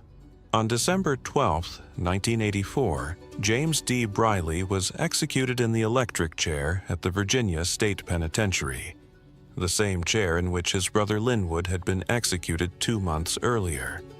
The execution took place at 11:07 p.m., marking the 42nd execution in the United States since the Supreme Court reinstated the death penalty in 1976 and the 10th that year. Outside the prison, around 450 people gathered, split between death penalty protesters and supporters of justice. The atmosphere was tense. Hours before his death, James Briley shared a last meal of fried shrimp and a soft drink, and spent 2 hours with his 44-year-old wife, Evangeline. That same morning, a riot broke out inside the prison. Inmates armed with improvised weapons attacked guards, leaving at least 9 injured, 4 seriously. Authorities stated the uprising was a desperate attempt to disrupt the execution, but was quickly controlled, as warnings had been received beforehand. James Briley was also known for leading, along with his brother and other inmates, a massive death row escape on May 31, 1984. It was considered the largest of its kind in the U.S. up to that time. All escapees were recaptured shortly afterward. James D. Briley was 28 years old at the time of his execution.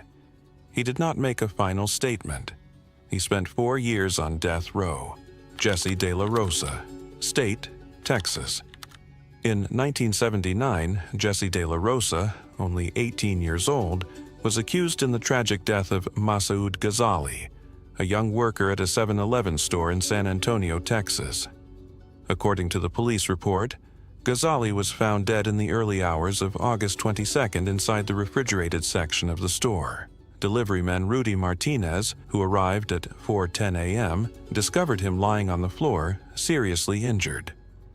Authorities stated he had been shot twice, once in the back and once in the face. Jesse was arrested shortly afterward and was sentenced to death during the trial. However, over time, his case became one of the most controversial in Texas. Throughout the process, Jesse always maintained that he was not the perpetrator, but also refused to identify the real killer. According to his lawyer, Ron Geyer, Jesse would rather die than betray his companion. Geyer was also clear. Everyone knew Jesse didn't do it, even the police, but no one wanted to stop and listen. On May 15, 1985, Jesse De La Rosa was executed by lethal injection at the Huntsville Penitentiary, becoming the first Hispanic person executed in Texas since the death penalty was reinstated in 1976. Present at the execution were members of his family, his defense team, and Judge Roy Barrera, who had set the execution date. Barrera attended from a separate room to avoid causing more pain to Jesse's loved ones. His last meal was simple but meaningful: beef steak, Spanish rice, flour tortillas, refried beans, jalapenos, chocolate cake, and tea. His final words spoken in Spanish were, "Christ, forgive my brothers and sisters for the sins I have committed. God, forgive me. God, I give my life for my brothers and sisters." Marvin Francois, State, Florida. In 1977, Marvin Francois participated in the murder of 6 people during a robbery at a drug house in Carroll City, Miami.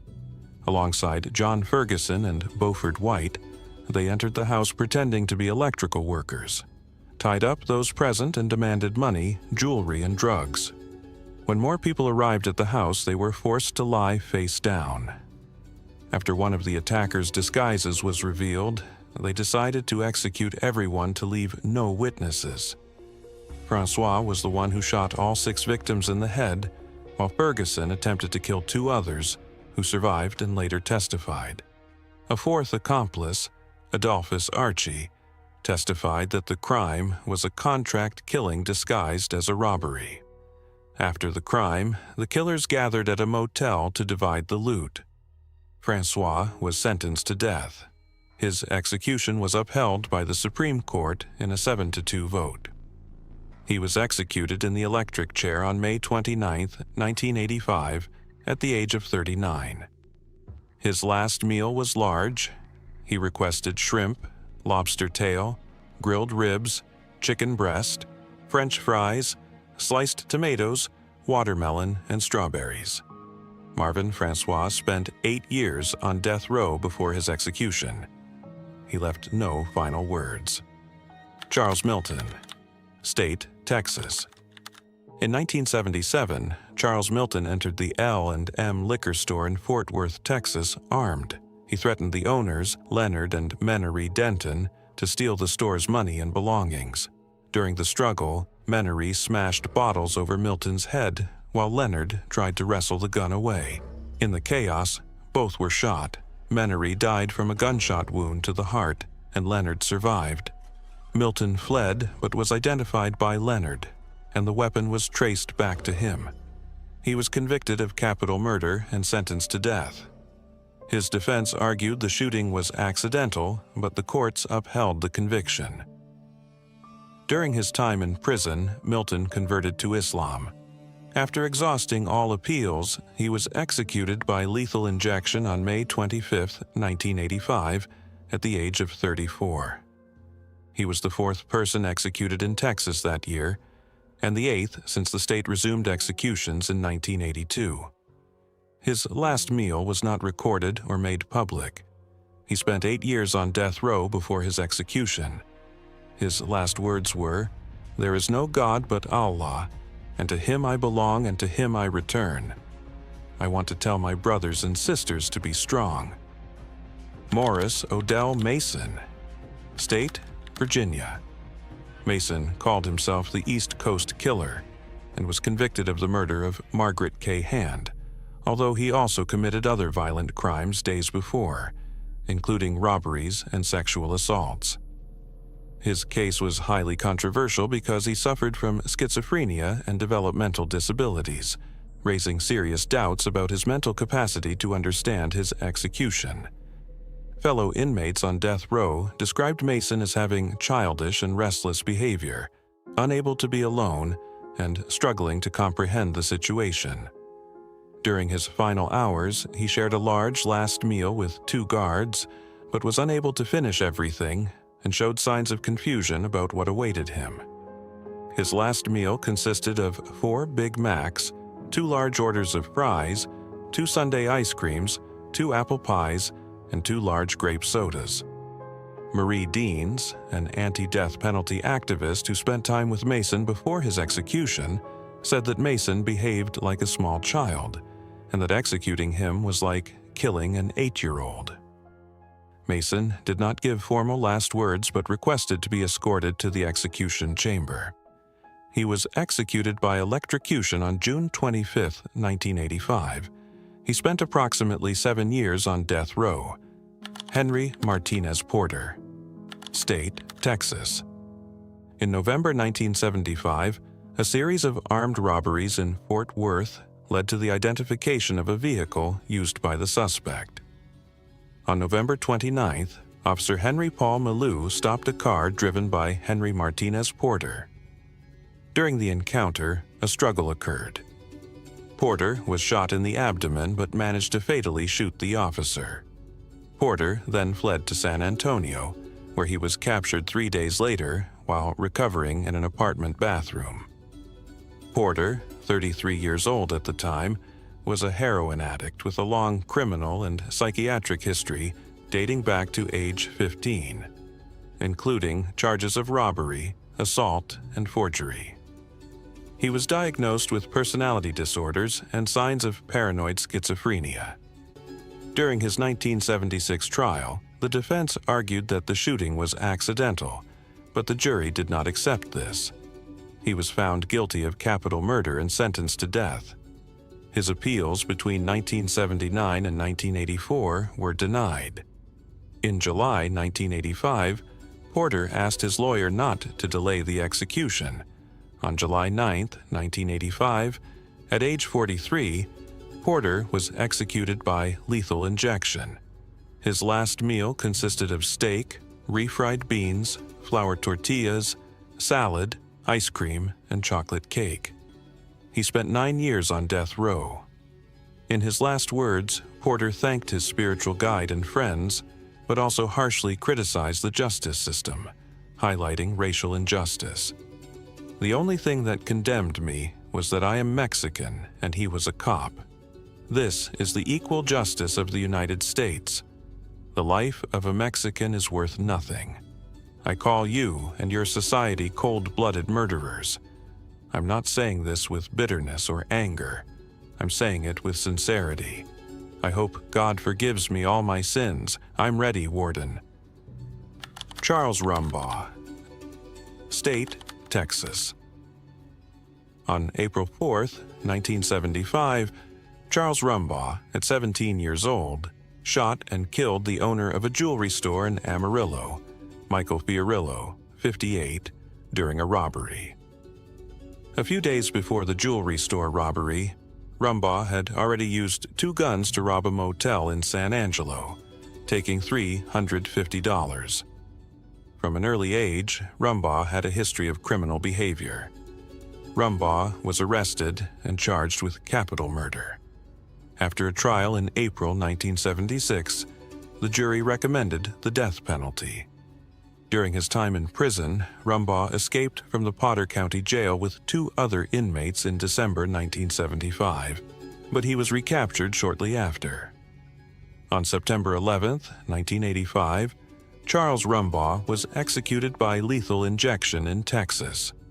One day before his execution, he was offered a last meal, but Rumbaugh did not request a special final meal. When asked for his last words, Rumbaugh said, "DJ, Lori, Doctor, Wheat, all I can say is goodbye. And to the rest of you, although you may not forgive my transgressions, I forgive yours against me. I am ready to begin my journey, and that is all I have to say." William Earl Vandiver. State, Indiana. In 1983, William Earl Vandiver was involved in one of the most brutal murders recorded in Indiana. Alongside his wife Marianne, his brother-in-law Paul Comyatti Jr., and his mother-in-law Rosemary Comyatti, he conspired to murder his father-in-law, 65-year-old Paul Comyatti Sr., in the city of Hammond. On March 20th of that year, Vandiver and his brother-in-law stabbed and mutilated Comyatti Sr., then dismembered the body and placed it in 6 garbage bags, which they abandoned near Lake Michigan. For weeks, Rosemary hid the disappearance by claiming her husband had gone fishing in Canada, but neighbors and friends eventually became suspicious. The crime was discovered almost 2 months later, on May 14th, thanks to an anonymous tip. Marianne Vandiver was arrested first, followed by William, and then Rosemary and Paul Jr. All 4 were charged with murder, but only William Vandiver was sentenced to death. Vandiver, age 35, voluntarily waived all his appeals. The Indiana Supreme Court confirmed he was mentally competent to do so, allowing the execution to proceed. On October 16, 1985, at 12:03 a.m., he was executed in the electric chair at the Indiana State Prison. The procedure was initially flawed. Vandiver continued to breathe after the first shock, so electricity was applied 3 more times before he was declared dead 17 minutes later. In his final hours, he requested a pizza, which he shared with his wife, who was still incarcerated. He also met with his spiritual counselor and expressed a wish to be cremated. William Earl Vandiver spent less than 2 years on death row. He left no public final statement. Carol Cole. State, Nevada. Between 1948 and 1980, Carol Edward Eddie Cole carried out a series of murders across different states in the U.S.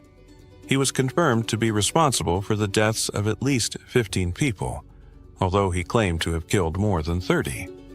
His first victim was a classmate whom he drowned in a lake when he was only 8 years old, a crime that was initially considered an accident until he confessed to it in prison years later.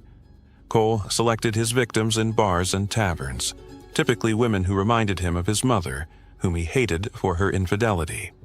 His method of murder was strangulation, and in at least one case he implied that he had practiced cannibalism. He was arrested in November 1980 in Dallas, Texas, after being linked to a crime scene. Although the police initially had no suspicion of him, Cole voluntarily confessed to all of his murders. In 1981, he was sentenced to life imprisonment in Texas, but later agreed to face new charges in Nevada, where he was sentenced to death for 2 murders committed in 1977 and 1979. On December 6, 1985, Carol Cole was executed by lethal injection at the Nevada State Prison. For his last meal, he requested giant fried shrimp, French fries, salad with French dressing, and Boston clam chowder. In his final words, he thanked the judge for the sentence. Hours after his death, his brain was removed and studied at the University of Nevada, Reno in an attempt to find anomalies. James Terry Roach, State, South Carolina. On October 29, 1977, 17-year-old James Terry Roach participated in the rape and murder of 14-year-old Carlotta Hartness and the murder of her 17-year-old boyfriend Thomas Taylor in Richland County, South Carolina. Roach, alongside 22-year-old Joseph Carl Shaw and 16-year-old Ronald Mahaffey, targeted the couple after consuming drugs and alcohol. Shaw suggested finding a girl to rape, leading them to a baseball park where Taylor and Hartness were parked. Roach aimed a rifle at Taylor, demanding money before Shaw shot Taylor in the face. Hartness was kidnapped, raped, and shot in the head. Roach pleaded guilty to 2 counts of murder, criminal sexual conduct, kidnapping, and robbery on December 13, 1977. Despite evidence of his mental limitations, IQ 75 to 80, and possible Huntington's chorea, the judge emphasized aggravating factors, rape, kidnapping, and robbery, to impose the death penalty. His co-defendant, Shaw, was executed in 1985, while Mahaffey received life imprisonment. James Terry Roach's last meal included fried shrimp and hush puppies, shared with a friend before his execution. On the morning of January 10, 1986, Roach was led into the death chamber at Central Correctional Institution in Columbia at 5 a.m. Strapped into South Carolina's electric chair, he was allowed to make a final statement. James Terry Roach's last words were delivered in 2 parts. "To the family of the victims, my heart is still with you in your sorrow. May you forgive me just as I know my Lord has done," he said, reading from a prepared statement held by his attorney, David Brooke. He continued, "To my family and friends, there is only 3 words to say. I love you. I leave you comfortable that I have been forgiven of my sins, just as I have forgiven those who have done this to me. I'm going to a much better place without a heavy burden upon me." The execution was carried out using South Carolina's electric chair with 2 separate jolts of electricity measuring between 1,500 and 2,300 volts, each lasting approximately 1 minute. During each electrical surge, witnesses observed Roach's body thrust against the back of the chair before slumping forward. James Terry Roach was officially pronounced dead at 5:16 a.m. Charles William Bass, State, Texas. On August 16, 1979, Charles William Bass, then 23, robbed Shirley's Lounge in Houston at gunpoint, fleeing with approximately $300 in cash and rolled coins. Shortly after the robbery, Houston City Marshals Charles Henry Baker and R.A. McCammon, who were unaware of the robbery but recognized Bass from an unrelated traffic warrant, stopped him in a residential area. During the confrontation, Bass, armed with a .380 caliber pistol, shot Baker in the stomach as the officer attempted to subdue him. Despite being wounded, Baker returned fire, striking Bass in the leg. Bass then shot Baker a second time as the officer lay on the ground, fatally wounding him before fleeing the scene. Bass was arrested 4 days later in Covington, Kentucky, after relatives alerted authorities to his whereabouts. Bass was convicted of capital murder in 1980 under Texas's revised death penalty statutes, which required juries to affirmatively answer special issues related to future dangerousness and the circumstances of the crime. Bass refused a formal last meal, opting instead for a cheese sandwich and coffee 4 hours before his execution. In his final statement, he told his mother, Rose England, "Don't feel bad, Mama, I deserve this," and instructed her to tell everyone I said goodbye. His demeanor, described as somber yet resigned, contrasted with earlier reports of nervous laughter during pre-execution preparations. At 1:21 a.m. on March 12, 1986, Arthur Lee Jones, State, Alabama. On August 17, 1981, Arthur Lee Jones, then 47, committed 2 separate murders during robberies in Mobile, Alabama. His first victim was Vaughn Thompson, a 21-year-old storekeeper, whom Jones shot during a robbery. Later that same day, Jones targeted William Hosea Wayman, a 71-year-old cab driver. Wayman was found with 4 gunshot wounds to his head and neck, his body discovered near his taxi. Jones was convicted of capital murder under Alabama's death penalty laws. His appeals argued racial bias in jury selection and improper dismissal of jurors opposed to the death penalty, but these were denied by state and federal courts. Arthur Lee Jones' last meal consisted of salmon empanadas, candied yams, coleslaw, cold peaches, and grape drink. His last words were not formally recorded, but he expressed his resignation to his family. "Don't feel bad, Mom. I deserve it." Jones was executed in Alabama's electric chair at 12:14 a.m. on March 21, 1986. The execution lasted a few minutes with no reported signs of distress. Daniel Morris Thomas. State, Florida. On January 1, 1976, 29-year-old Daniel Morris Thomas broke into the Polk County home of Charles and Shirley Anderson, wearing a blue ski mask and armed with a .22 caliber rifle. He shot Charles 5 times, fatally wounding him. While Charles lay dying, Thomas raped Shirley at gunpoint, using a .38 revolver stolen from their home. He then looted the residence, taking guns, a wristwatch, and a calculator before escaping. On December 21, 1976, Thomas was indicted for first-degree murder, sexual battery, robbery, and burglary.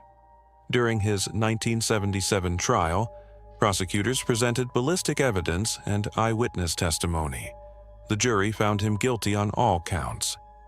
In sentencing, the judge cited aggravating factors: murder during a robbery, sexual violence, and prior offenses to justify the death penalty.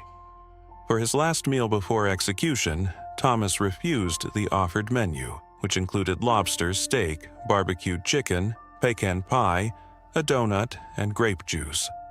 On April 15, 1986 at 12:07 p.m., Thomas was forcibly taken to Florida's electric chair, known as Old Sparky, after violently resisting and assaulting a guard. 7 officers restrained him. He was given 2 jolts of electricity, ranging from 1,500 to 2,300 volts, and was pronounced dead at 12:19 p.m. He was 39 years old. His final words were a condemnation of the political use of the death penalty. "We are human tools and political pawns for human sacrifice. Governor Bob Graham has opened the doors to a new wave of politicking." Jeffrey Allen Barney. State, Texas. On November 24, 1981, 28-year-old Jeffrey Allen Barney visited the Pasadena home of John Longsworth, a minister who had once helped him secure parole and employment. During an argument, Ruby Mae Longsworth, John's 54-year-old wife, allegedly called Barney a bum, escalating tensions. In response, Barney raped and sodomized her, then strangled her to death with a microphone cord. The brutal nature of the attack, and the fact that it was committed against a family that had once supported him, deeply shocked the community. Barney's criminal history included juvenile offenses and a recent release from prison for auto theft. Physical evidence, including the murder weapon and his own confession, confirmed his guilt. Authorities later discovered he had tried to smuggle homemade knives into court, planning an escape during trial proceedings. Barney pleaded guilty to capital murder. Under Texas law, a murder committed during an aggravated sexual assault qualified for the death penalty. Prosecutors emphasized the violence and premeditation of the crime, while his defense referenced his troubled childhood and mental instability. Barney waived all appeals, telling the court, "I don't want to live the rest of my life in prison." He became a volunteer, one of the rare death row inmates who declined to challenge their sentence. The Texas Court of Criminal Appeals upheld the ruling in 1985, and the U.S. Supreme Court declined to intervene. For his last meal before execution, Barney requested only Frosted Flakes cereal with milk. He was executed by lethal injection on April 16, 1986, at 1:22 a.m., becoming the 12th person executed in Texas since 1976. He was 33 years old. In his final moments, he said, "I'm sorry for what I done, and I deserve it, and I hope Jesus forgives me." Then, turning to his family, he added, "I love you."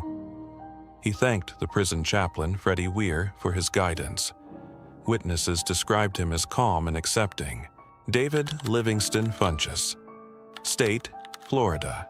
On December 16, 1974, 27-year-old David Livingston Funchess entered Avondale Liquors in Jacksonville, Florida, a store where he had previously worked, armed with a knife. During the robbery, he fatally slit the throats of 52-year-old barmaid Anna Waldrop and 56-year-old patron Clayton Keaton Reagan.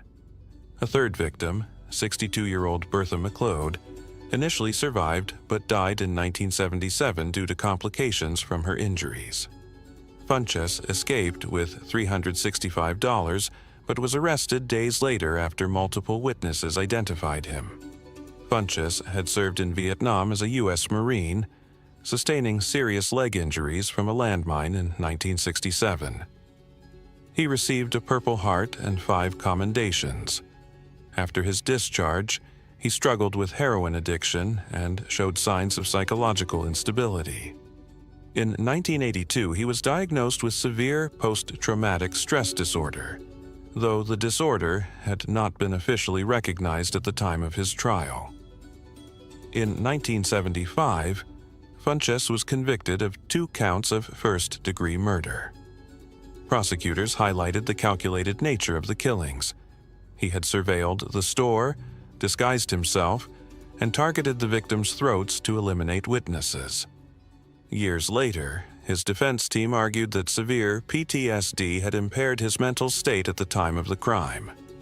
However, state and federal courts rejected these appeals, stating that PTSD had not been raised during trial and was not part of accepted medical diagnosis in 1975. Florida Governor Bob Graham denied clemency, stating that PTSD did not negate moral responsibility. For his last meal before execution, Funchess declined a formal request but ate vanilla ice cream a few hours beforehand.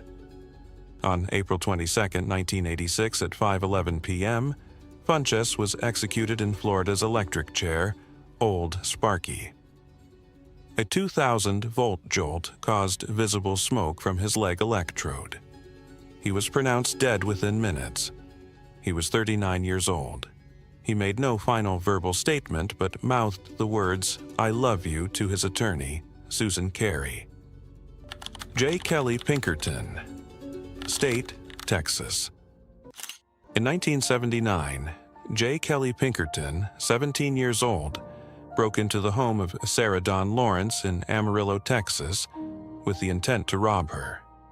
During the assault, he brutally attacked her, stabbing her multiple times. A year later, in 1980, he murdered Sherry Welch, a 25-year-old woman who worked at a furniture store. Pinkerton was arrested in 1981, and after an investigation, he was found guilty of both murders. In separate trials, he was sentenced to death. He spent nearly 7 years on death row, filing several appeals, all of which were denied. His execution was scheduled for 1986. One day before his execution, Pinkerton was offered a last meal. He requested 2 cheeseburgers with fries, onions, lettuce, tomatoes, pickles, ketchup, mustard, and mayonnaise, accompanied by a cola drink. On May 15, 1986, J. Kelly Pinkerton was executed by lethal injection at the Walls Unit in Huntsville, Texas. He became the 16th person to be executed after the reinstatement of the death penalty in the United States in 1976. His father, Gene Pinkerton, was the only family member present at the execution and held onto a railing as he watched his son die. When asked for his last words, he replied, "Be strong for me.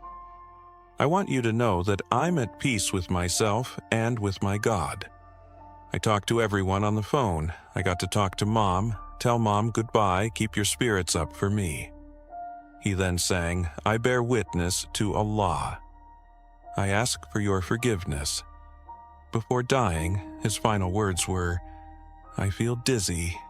I feel dizzy." He was pronounced dead at 12:25 a.m. Ronald J. Straight, State, Florida. On October 3, 1976, 30-year-old Ronald J. Straight conspired with Timothy Palms and Jane Albert to rob and murder James Stone, a 41-year-old furniture store owner from Jacksonville. The group built a coffin-like wooden box in advance, luring Stone to Albert's apartment under the false promise of meeting a woman. Once inside, Straight and Palms ambushed him, tying his hands and feet with wire, beating him with a hammer, cutting off his fingers and stabbing him 18 times over the course of 30 minutes. They placed his mutilated body in the box and dumped it in the St. Johns River. After fleeing to California in Stone's car and using his credit cards, Straight was arrested when he fired a gun at officers attempting to apprehend him. Straight had a prior record and was on parole at the time. Jane Albert, who worked as Stone's secretary, cooperated with prosecutors in exchange for immunity and revealed the details of the premeditated crime. In 1977, Ronald Straight was convicted of first-degree murder, kidnapping, and robbery. Prosecutors presented forensic evidence and testimony from Albert, stressing the calculated nature of the torture and killing. Aggravating factors cited in sentencing included the cruelty of the murder, its commission during a felony, and Straight's history of violent crime. The jury recommended death. Straight's appeals cited juror bias and ineffective legal representation, but all were denied. The Florida Supreme Court upheld his conviction in 1981. In 1986, Governor Bob Graham signed his death warrant, and the U.S. Supreme Court rejected final appeals hours before the execution. Ronald Straight's last meal was declined, reflecting his resigned demeanor. He opted for no special request and offered no final statement in the death chamber. Witnesses noted his silence as guards prepared him for execution, contrasting with his earlier defiance during arrest.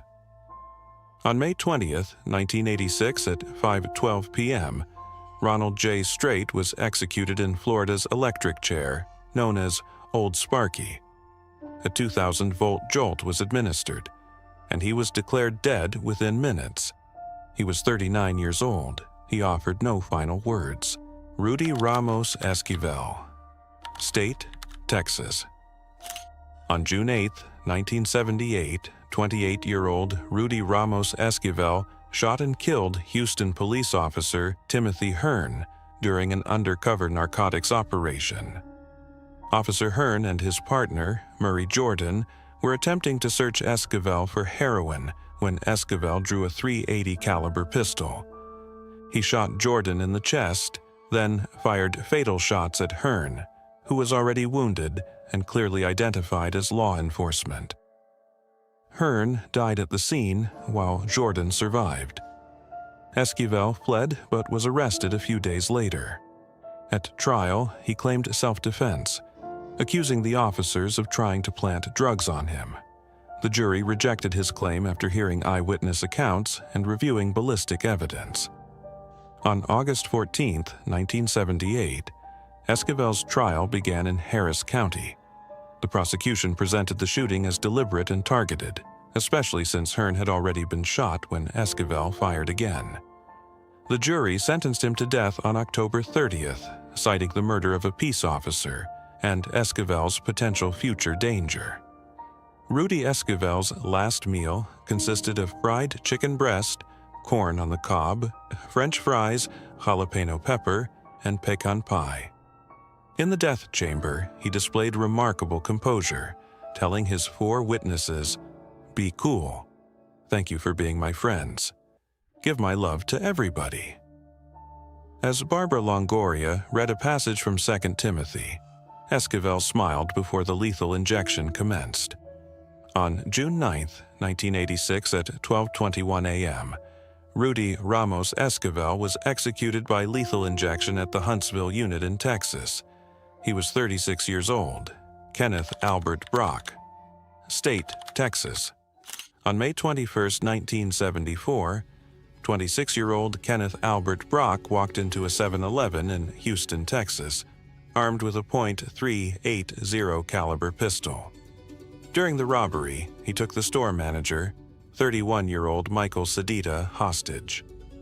As he fled into an alley, Houston Police Sergeant P.M. Hogg confronted him. Using Sedita as a human shield, Brock exchanged gunfire with police. As officers closed in, Brock shot Sedita in the chest at point-blank range, killing him instantly. Brock, a Marine deserter with a history of burglary, theft, and assault, was captured in nearby woods after a short manhunt. Eyewitnesses and ballistic evidence tied him to the killing. In 1975, Brock was convicted of capital murder. Prosecutors pointed to his violent criminal past and the execution-style killing to argue for the death penalty. The defense claimed the shooting was accidental during a struggle, but forensic evidence contradicted this, showing Sedita was restrained and shot at close range. The jury sentenced Brock to death. Over the next 10 years, Brock appealed his conviction, challenging jury selection and the Texas death penalty system. All appeals were denied. In a rare move, the victim's father, J.M. Sedita, publicly asked for clemency, stating, "Killing Kenneth Brock will not ease my suffering. 2 wrongs don't make a right." Even the original prosecutor, George Jacobs, supported the plea. Despite this, the Texas Board of Pardons and Paroles denied clemency in a 4-2 vote. Governor Mark White refused to intervene. Kenneth Brock's last meal consisted of a double-meat cheeseburger with mustard, French fries, and Dr. Pepper, which he shared with fellow inmates. In the death chamber, he displayed calm resolve, telling his sister Nancy Dodson and brother-in-law Bobby, "Take care of yourself. Thanks." When asked for a final statement, he replied, "Nah, I'm ready," before the lethal injection commenced. At 12:18 a.m. on June 19, 1986, Kenneth Brock was executed by lethal injection at the Walls Unit in Huntsville, Texas. He was 38 years old. Jerome Bowden. State, Georgia. On October 11, 1976, Jerome Bowden, age 34, broke into the home of 55-year-old Catherine Stryker in Columbus, Georgia, during a robbery. He beat her with a pellet gun barrel and stabbed her after death with a butcher knife. Her mother, Wessie Jenkins, was also attacked but survived. Bowden was arrested shortly after, linked by physical evidence and his own confession, though his attorneys later argued the confession was coerced. Bowden had a documented intellectual disability with an IQ of 65. He struggled with basic tasks and comprehension, yet this was not presented to the jury during the guilt phase of his 1976 trial. He was convicted of murder, burglary, and armed robbery, and sentenced to death under Georgia's capital statutes. In the years following his conviction, Bowden's defense focused on his mental capacity. Psychologists testified that he couldn't count to 10 or understand abstract ideas. In 1986, just days before his scheduled execution, the Georgia Board of Pardons and Paroles ordered a final IQ test, which again confirmed his intellectual disability. Still, they denied clemency, claiming Bowden understood right from wrong. On June 24, 1986, Bowden was executed via electrocution at Georgia Diagnostic and Classification Center. His final statement underscored his limited comprehension. "I would like to thank the people of this institution for taking such good care of me. I hope that by my execution being carried out, it will bring some light to this thing that is wrong." Witnesses reported no visible distress as a 2,000-volt jolt ended his life at 10:13 a.m. Michael Marnell Smith, State, Virginia. On May 23, 1977, 30-year-old Michael Marnell Smith attacked 29-year-old Audrey Jean Weiler while she was sunbathing alone near the James River in Virginia. Smith, a parolee with a prior rape conviction, held her at knife point, raped her, and then strangled and drowned her to prevent her from reporting the crime. He also stabbed her post-mortem. Weiler's body was discovered 2 days later floating in the river. Smith was arrested after witnesses reported seeing him near the scene. During police interrogation, he gave a detailed written confession, admitting to the assault and murder. He stated he killed her because he feared she would send him back to the penitentiary. His trial began in November 1977 in James City County. Prosecutors emphasized the brutality of the crime and Smith's prior rape conviction. A court-appointed psychiatrist, Dr. Arthur Centaur, testified about Smith's deviant behavior and history of sexual misconduct. Despite objections from the defense, the jury heard this testimony during sentencing. Smith was convicted of capital murder under Virginia law for committing murder during a rape. The jury sentenced him to death, citing both future dangerousness and the vileness of the crime. Michael Smith was executed in the electric chair on July 31, 1986, at 11 p.m. at the Virginia State Penitentiary in Richmond. He was pronounced dead within minutes at the age of 39. He made no final statement. Witnesses described his demeanor as resigned as he entered the execution chamber. Randy Lynn Wools, State, Texas. On June 16, 1979, 30-year-old Randy Lynn Wools entered the Bolero Drive-In Theater in Kerrville, Texas, where 43-year-old Betty Stotts was working as a ticket seller. Wools attacked her with a tire tool, stabbing her repeatedly and stealing around $600 from the cash register. Before fleeing, he set the ticket booth on fire while Stotts was still alive. She died from a combination of head trauma, stab wounds, and smoke inhalation. Wools was arrested just hours later, still at the drive-in, watching a movie in Stotts' stolen car, with the stolen money in his pocket. A ninth-grade dropout with a long history of substance abuse, Wools had been addicted to liquid Valium, which he injected intravenously. On the day of the murder, he claimed to have taken 40 doses and had no memory of the crime. Prosecutors presented evidence of prior violent behavior, including incidents of animal cruelty during his childhood, to argue that his actions were deliberate and that he posed an ongoing threat. In 1980, Wools was convicted of capital murder for killing Stotts during the commission of a robbery. The jury found that he met the legal criteria for the death penalty, citing both the brutality of the murder and his potential future dangerousness. In his last meal before execution, Wools requested 2 cheeseburgers, French fries, iced tea, and a Tootsie Roll Pop, a small candy provided by prison guards.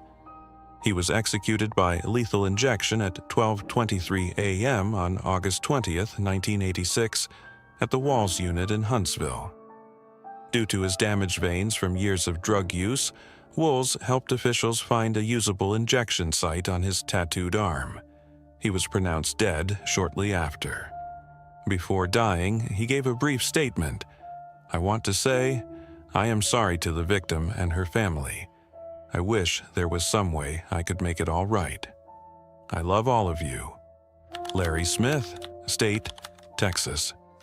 On February 3, 1978, 30-year-old Larry Smith walked into a 7-Eleven store in Dallas, Texas, with an unidentified accomplice. Inside, 26-year-old night manager Michael Dean Mason was working alone. Smith pulled a pistol and demanded access to the store's safe. When Mason said he didn't have the keys, the accomplice threw him to the floor and grabbed the cash drawer. As they left, Smith leaned over the counter and shot Mason in the back of the head, killing him instantly. 16-year-old Fred Norris, a store employee sweeping outside, witnessed the entire incident. He later identified Smith, stating he had seen him pull a cap over his face like a ski mask just before the robbery. Smith was arrested and charged with capital murder. In his 1978 trial, the prosecution presented Norris's eyewitness account and ballistic evidence matching the gun used in the killing to Smith. The jury found him guilty and sentenced him to death, citing future dangerousness and the cold, calculated nature of the murder. The Texas Court of Criminal Appeals affirmed his conviction, and the U.S. Supreme Court declined to intervene. Texas Governor Mark White denied clemency. Larry Smith was executed by lethal injection at 12:24 a.m. on August 22, 1986, at the Walls Unit in Huntsville. Before his death, Smith gave a brief final statement. "Tell my mother I love her and continue on without me. God bless her. Tell the guys on death row to continue their struggle to get off death row. Chester Lee Wicker." State, Texas. On April 4, 1980, Chester Lee Wicker, age 30, abducted 22-year-old Suzanne Knuth after her car broke down in Beaumont, Texas. Knuth, a university student and part-time librarian, was walking home when Wicker forced her into his car at gunpoint. Witnesses saw the struggle and reported it to police, finding her purse and necklace left behind. Wicker drove her to Crystal Beach near Galveston. There, he attempted to rape her, strangled her, and buried her alive in a shallow grave. Forensic analysis later confirmed Knuth had sand in her lungs, proving she was still breathing when he buried her. 18 days after the murder, Wicker led authorities to the body during an interrogation. Wicker had a history of violent crime, including prior convictions for rape and assault. Prosecutors used this to argue he posed a continuing threat. In 1981, a jury in Galveston County convicted Wicker of capital murder. The court rejected the defense's claim that his confession was coerced. The jury cited both the murder during a felony and Wicker's criminal record as aggravating factors, sentencing him to death. In his final hours, Wicker was offered a last meal of lettuce, tomatoes, and 2 cartons of milk. He was executed by lethal injection at 12:10 a.m. on August 26, 1986, at the Walls Unit in Huntsville, Texas. Before dying, Wicker told his spiritual advisor, "I love you," and added, "Tell the guys to continue their struggle to get off death row." John William Rook. State, North Carolina. On May 12, 1980, John William Rook, age 23, abducted 25-year-old nurse Anne Marie Roche as she walked home along Avent Ferry Road in Raleigh. Driving a borrowed Mercury, Rook blocked her path, assaulted her with a tire iron, and forced her into the vehicle. He drove her to a secluded area where he raped, beat, slashed, and ultimately ran her over with the car. An autopsy revealed sand in her lungs. She had been buried alive. Witnesses reported the car and gave a description of Rook, including his waist-length blonde ponytail. He was arrested within days and confessed, though his defense later claimed the confession was coerced. Blood evidence and tire tracks linked him directly to the crime. In 1981, Rook was convicted of first-degree murder, rape, and kidnapping. The prosecution focused on the crime's brutality.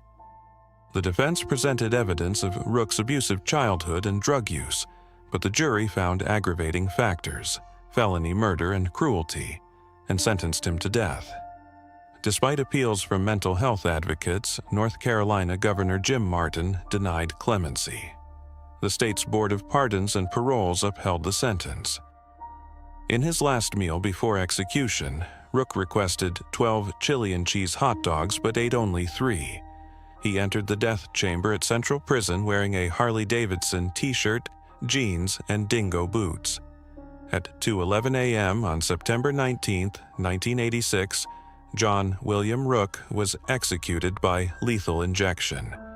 His final words were, "Freedom, freedom, at last, man." It's been a good one. Michael Wayne Evans. State, Texas.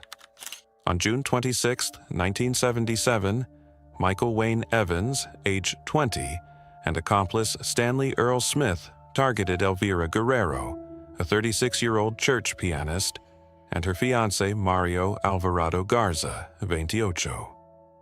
After evening services at the Second Mexican Baptist Church in Dallas, Evans and Smith forced the couple at gunpoint to drive to a remote area. Evans robbed them of $40 from church offerings and $12 from Garza's wallet. He then shot Garza 5 times and Guerrero twice in the head.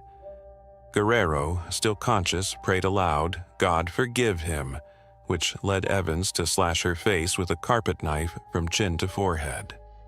Their bodies were found 4 days later in a field. Evans was linked to the crime by a palm print on Guerrero's car and a distinctive .22 caliber pistol found near the bodies. Arrested on July 11, 1977, Evans confessed several times, implicating Smith and describing the murders in detail. He later recanted, claiming his confessions were coerced. Witnesses, including Evans' girlfriend Belinda Key, testified he returned to her with bloodied clothes and admitted to jacking some people. Evans was convicted in 1978, but the Texas Court of Criminal Appeals overturned the verdict over improper jury exclusion. At a 1981 retrial, he was again sentenced to death. Evans declined a last meal, becoming the first Texas inmate to do so since the death penalty's reinstatement. In the death chamber, he expressed remorse. "I'm sorry for what I'd done, and I pray that I'm forgiven. I don't hold nothing against no one." At 12:21 a.m. on December 4, 1986, Michael Wayne Evans was executed by lethal injection at Huntsville's Walls Unit. The procedure, using sodium thiopental, pavulon, and potassium chloride, was carried out without complications. Richard Andrade, State, Texas. On March 20, 1984, Richard Andrade, age 24, entered the La Chiquita Fajita Lounge in Corpus Christi, Texas, where 28-year-old Cordelia May Guevara was closing for the night. Andrade, the last patron present, attacked Guevara during an attempted aggravated sexual assault. She suffered 14 stab wounds to her heart, lungs, and extremities. Forensic evidence showed recent sexual activity. Guevara's body was found hours later in a pool of blood, with disheveled clothing and clear signs of struggle. Andrade was linked to the crime by his palm print on a jukebox, fingerprints on a beer can, and a blood-stained blue shirt with hair matching Guevara's. He confessed during interrogation but later claimed coercion. Despite defense challenges to the confession's reliability, ballistic and forensic evidence firmly supported the prosecution's case. In 1984, Andrade was convicted of capital murder under Texas Penal Code 19. The jury answered 2 special issues affirming future dangerousness and the crime's heinous nature. Key evidence included FBI analysis linking ink stains on Andrade's shirt to Guevara's broken pen, though the report's chemist was unavailable for cross-examination. For his last meal, Andrade chose pizza, pinto beans, Spanish rice, and cake. In the death chamber at Huntsville's Walls Unit, he declined to make a final statement, turning away from witnesses as lethal injection preparations began. At 12:32 a.m. on December 18, 1986, Richard Andrade was executed by lethal injection using sodium thiopental, pavulon, and potassium chloride. Ramon Pedro Hernandez, State, Texas. In 1980, 29-year-old Ramon Pedro Hernandez walked into a closed gas station in El Paso, Texas, trying to rob the place. Inside was Oscar Martin Frere, a 33-year-old night watchman from Juarez, Mexico. Hernandez shot him 3 times and ran off without taking any money. Frere, who also worked as a mechanic, was found dead at the scene. The police quickly tied Hernandez to the murder through witness statements and ballistic evidence. Hernandez was arrested soon after. During his trial in El Paso, he was found guilty of capital murder. Even though the court appointed him lawyers, like Richard Lovelace, Hernandez often represented himself. He refused to file any appeals or ask for clemency. The courts noted he had a surprisingly strong understanding of the legal system. As his execution date got closer, his lawyer and family begged him to let them fight for his life. But Hernandez stood firm. He said, "My life is insignificant. If they're going to execute me, I know exactly what I'm doing." Texas Attorney General Jim Maddox agreed. Hernandez could have easily gotten a delay if he'd wanted one. His lawyers still filed a last-minute appeal without his permission, but it was denied. On January 30th, 1987, at 1:13 a.m., Hernandez was executed by lethal injection at the Huntsville unit. He was 36 years old.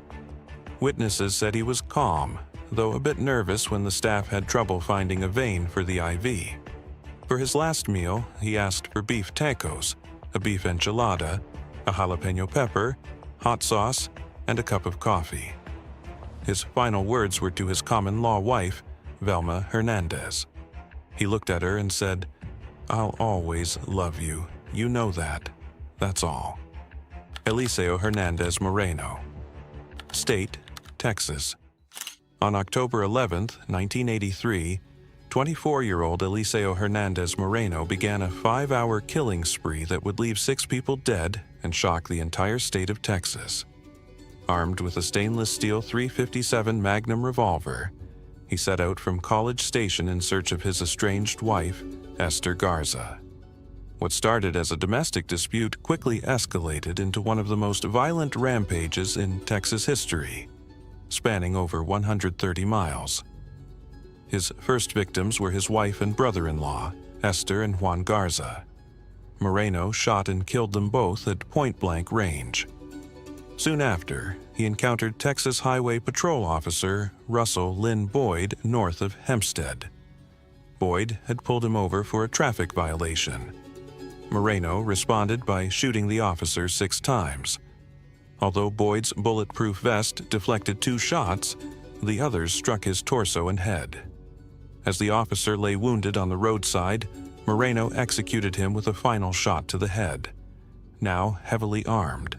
Having stolen Boyd's Blue Steel Point .357 revolver and a 12-gauge Remington shotgun, Moreno continued his rampage in the town of Hempstead.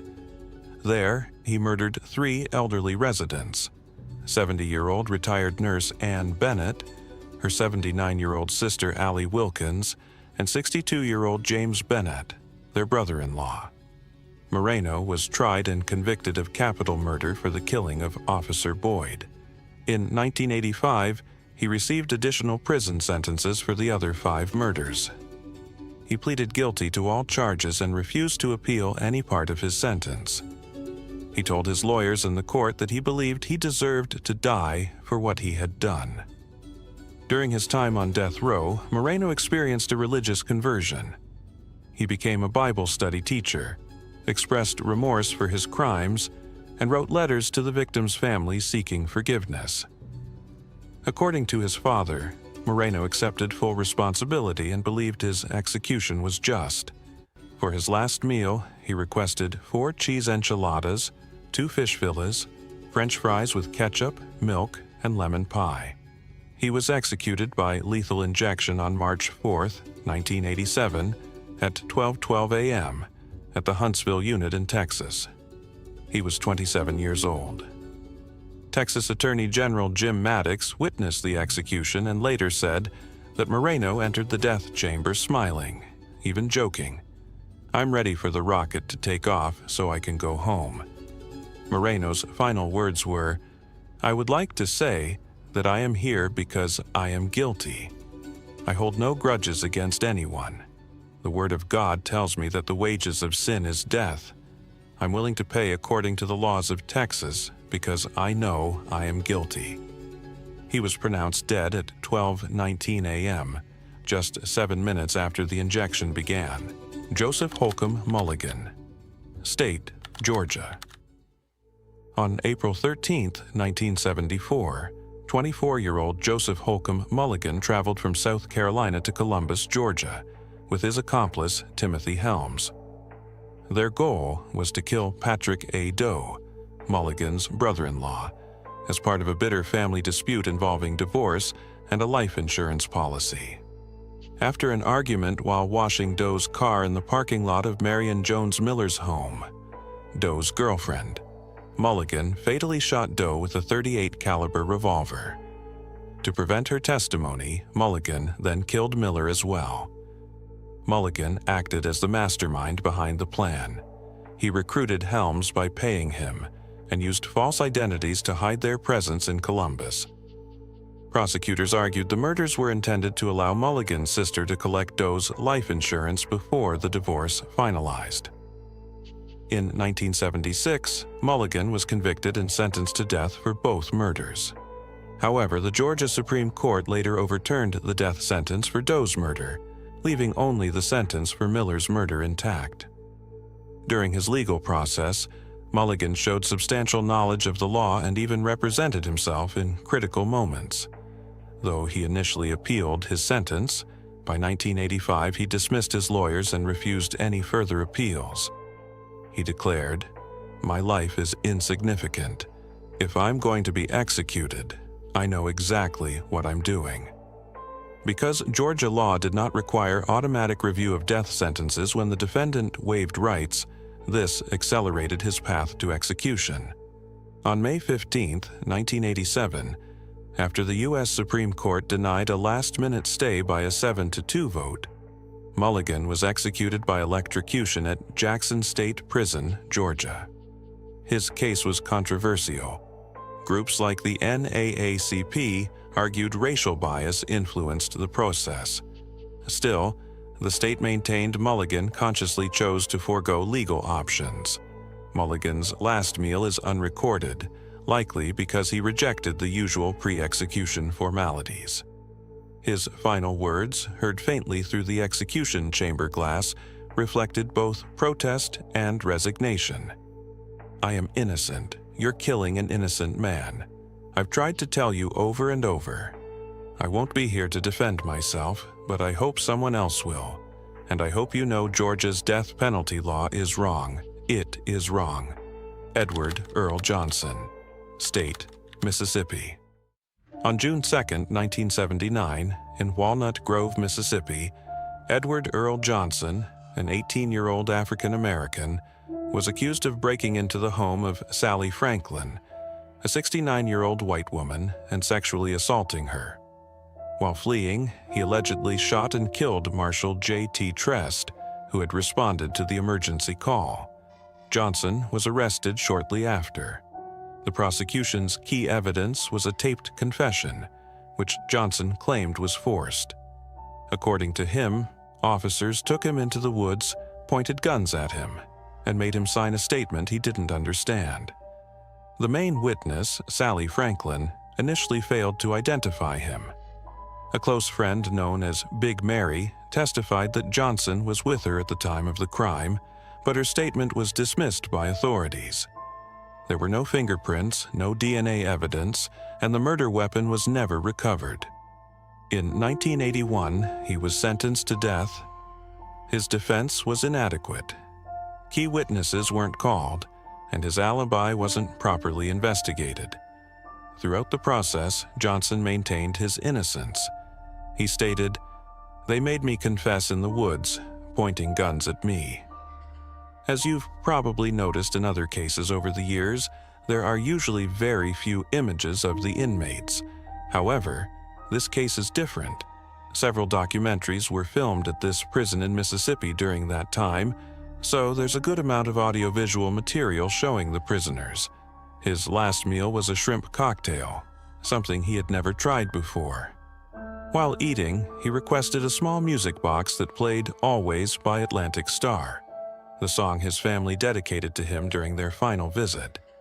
He was executed by lethal gas. The execution took place at 12:06 a.m. at the Mississippi State Penitentiary in Parchman. His last words were, "Well, I guess nobody's going to call. Okay, let's get this over with." Years later, prison superintendent Don Cabana became a vocal critic of the death penalty, convinced that Johnson might have been innocent. The BBC documentary 14 Days in May captured Johnson's final days and sparked international debate over racism and wrongful convictions on death row. Richard Tucker Jr., State, Georgia. On September 15, 1978, 37-year-old Richard Tucker Jr. kidnapped Edna Sandefur, a 50-year-old retired nurse, in Macon, Georgia. He forced her to drive to a remote location, where he raped her and then brutally beat her to death with an iron bar. This crime happened just 6 months after Tucker was released from prison, where he had served 13 years for murdering his aunt in 1964 by stabbing her with scissors. His criminal record also included robbery and attempted rape. After Sandefur's murder, witnesses saw Tucker driving her car. A friend, Willie Lee Mahone, said Tucker confessed to killing a white woman and that he enjoyed killing and would do it again. Police found Tucker's fingerprint on one of Sandefur's credit cards and discovered a garment with a white pubic hair in his apartment. Tucker, who was African American, did not know Sandefur. Police concluded she was a random victim. At trial, Tucker's recorded confession was presented. He later claimed he confessed under pressure and blamed Mahone for the murder, but admitted to undressing the victim to remove evidence. The jury found him guilty of murder and kidnapping with bodily harm in January 1979. Tucker appealed, arguing the admission of photos and denial of an independent psychiatric exam were improper.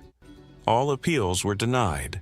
His criminal history and parole status influenced the parole board's denial of clemency. For his last meal, Tucker requested fried shrimp, coleslaw, and hush puppies.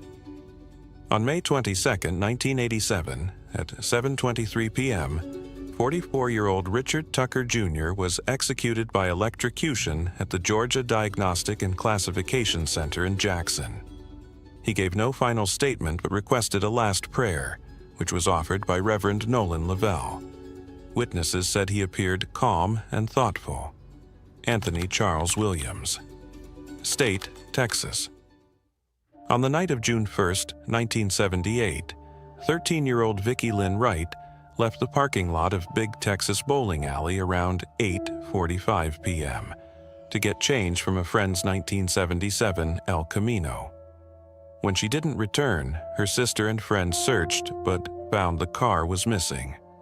Between 9 and 10 p.m., several friends saw Williams driving the El Camino recklessly. He told them it belonged to his girlfriend and that the blood on his shirt was from a fight. The next day, June 13th, Vicki's body was found in a wooded area near Williams' neighborhood. Detectives showed a photo of the El Camino at the scene, and two friends identified it and said they saw Williams driving it the night before. Police went to Williams' house. He fled through the back door to a nearby abandoned house where he was found hiding in the attic and arrested at 7:55 p.m. At the station, Williams confessed in writing to approaching Vicki at the bowling alley, taking her to a dark spot near a bayou and beating her with his fist and a bowling pin. Williams was charged with capital murder during kidnapping, robbery, and aggravated rape. He pleaded not guilty but was found guilty and sentenced to death in 1978. During sentencing, prosecutors introduced evidence of 4 other alleged crimes by Williams, including assaults and rapes of other women. 3 victims identified him as their attacker. Williams spent nearly 9 years on death row, appealing on grounds of childhood brain injury inadequate medical exams, and poor legal representation. He won execution delays in 1982 and 1985. His final appeals argued racial discrimination, as Williams was black and Vicky was white. All appeals were denied. On May 27, 1987, Texas courts rejected all stays and appeals, including a 7-2 Supreme Court refusal. Williams spent his last day playing dominoes with guards, visiting siblings, reading the paper, and talking to his mother by phone. Upon learning of the Supreme Court's denial, he appeared shocked. When offered his last meal, he chose a piece of fish. Before execution, he was offered his last words and said, "Mother, I'm sorry for causing you all this pain. I want to thank everyone who helped me. Thank you all. Ernest and Otis, take care of Mom. Take care of the family. I want to thank everyone who helped me. Thank you all." Williams was executed by lethal injection at Huntsville State Prison, Texas, on May 28, 1987. At 27 years old, he smiled as he lay on the gurney. The procedure began at 12:12 a.m., and he was pronounced dead at 12:22 a.m. No signs of suffering were reported. William Boyd Tucker. State, Georgia. On August 20, 1977, William Boyd Tucker, then 21 years old, entered a magic market in Columbus, Georgia. Under the influence of alcohol and marijuana, he forced 19-year-old cashier Kathleen Perry, who was 3 weeks pregnant, to hand over the cash register money. He then abducted her in his red Volkswagen and drove to a rural area. There, he stabbed her 4 times and left her body in a ditch. Witnesses who saw his vehicle and one of Perry's shoes near the scene helped police identify Tucker. He was arrested just hours later. In his first confession, Tucker admitted to the robbery and killing, but denied raping Perry. However, forensic evidence, including fingerprints and semen, confirmed sexual assault. The autopsy showed Perry died from internal bleeding caused by the stab wounds. In March 1978, Tucker was tried in Muskogee County. Prosecutors charged him with capital murder, kidnapping with bodily injury, and armed robbery. The jury found him guilty in less than an hour. After just 9 minutes of deliberation, he was sentenced to death. Over the next 9 years, Tucker filed multiple appeals. His attorneys argued that the jury received unconstitutional instructions, that his defense was ineffective, and that Georgia's death penalty system was racially biased. In 1987, the U.S. Supreme Court rejected his final appeal in a 6-3 decision. Justice Brennan dissented, claiming the jury instructions may have violated constitutional protections. On May 29, 1987, William Boyd Tucker was executed in Georgia's electric chair at the age of 31. The execution took place at 7:29 p.m. in Jackson State Prison. The process lasted 2 minutes. Governor Joe Frank Harris did not intervene. Tucker spent his final day reading and visiting with relatives. His last meal included a deluxe hamburger, French fries, a Pepsi, and ice cream. Before the execution, he read a statement. "No matter how sterile and sanitary you make this execution, it's still murder. You are as guilty as I am. I am a product of your creation." His final words were, "God bless you all." Benjamin Berry, State, Louisiana.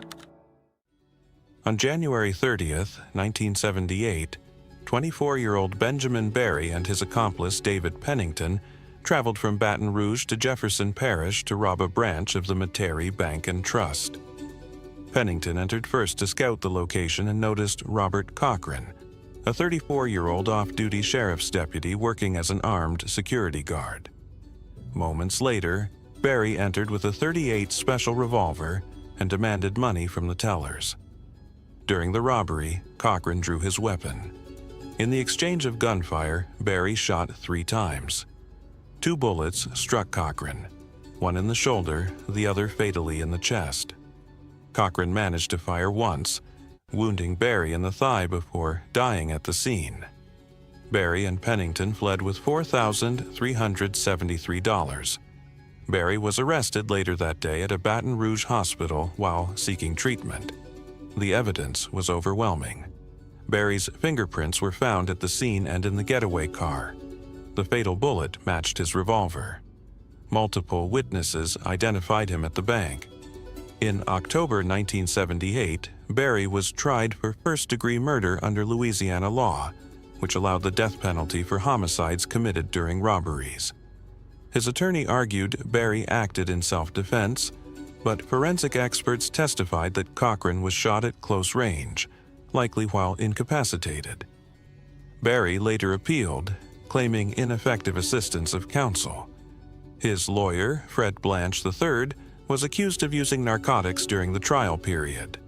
Though testimony supported the claim, the judge dismissed it due to lack of conclusive evidence. Barry's defense also failed to present expert testimony on his drug history or mental health.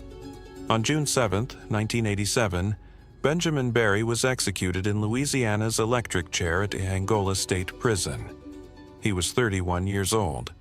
The execution began at 12:01 a.m. and lasted less than 2 minutes. No signs of distress were reported, though witnesses described the smell of burning flesh as overwhelming. Barry declined to make a final statement.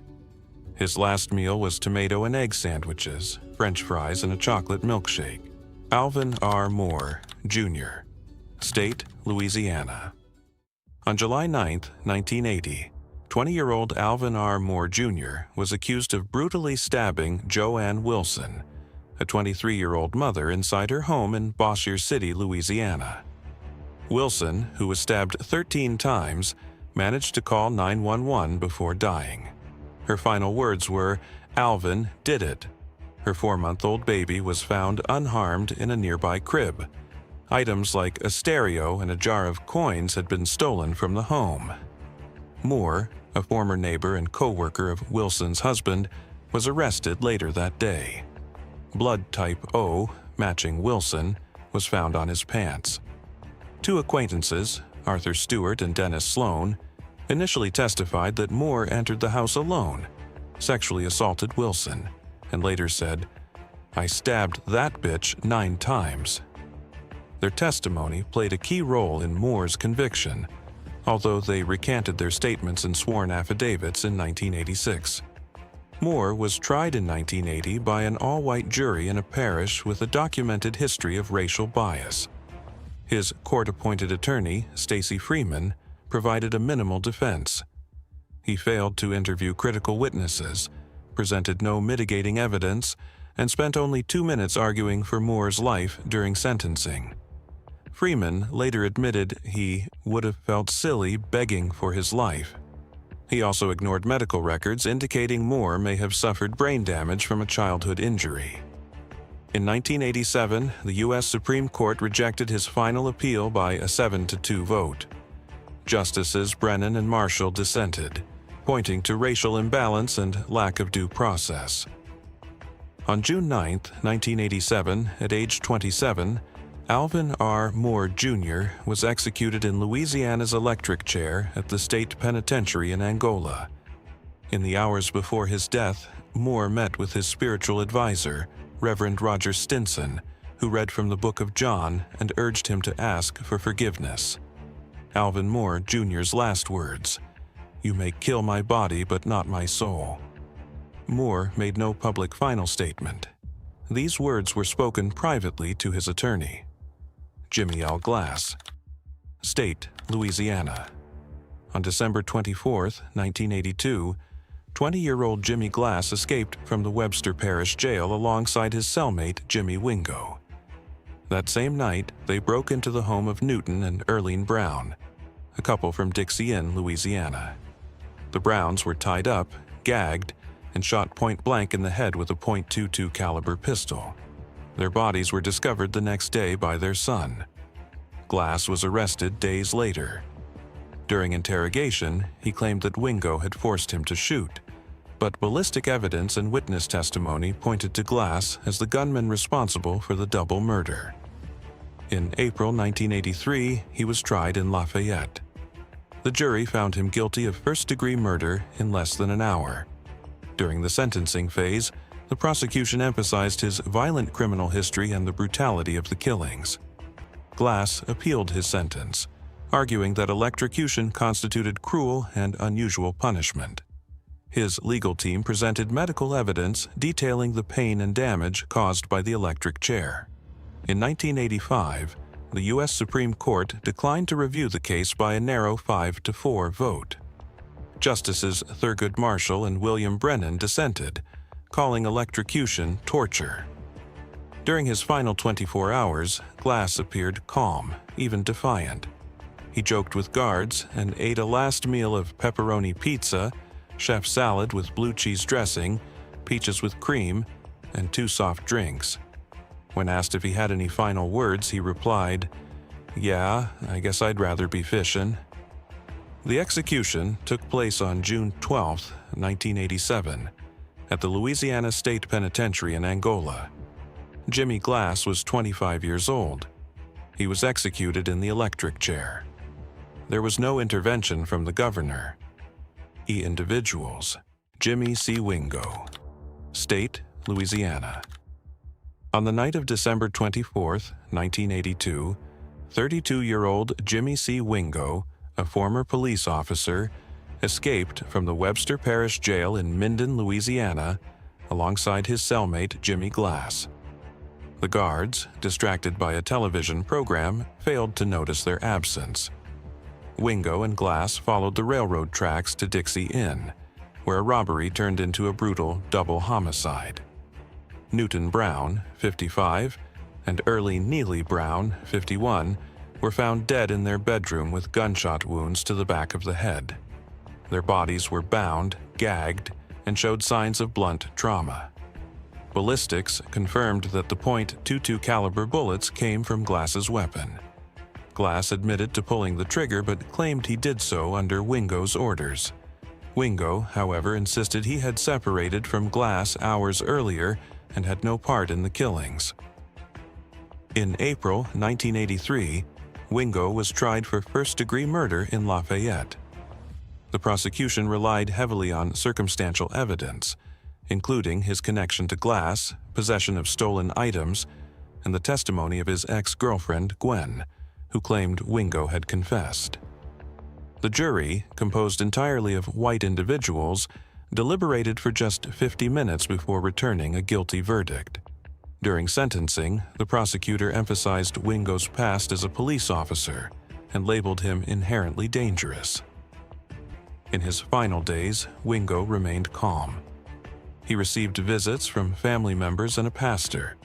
His last meal consisted of a seafood platter, shrimp and fried oysters, French fries, and a Coca-Cola.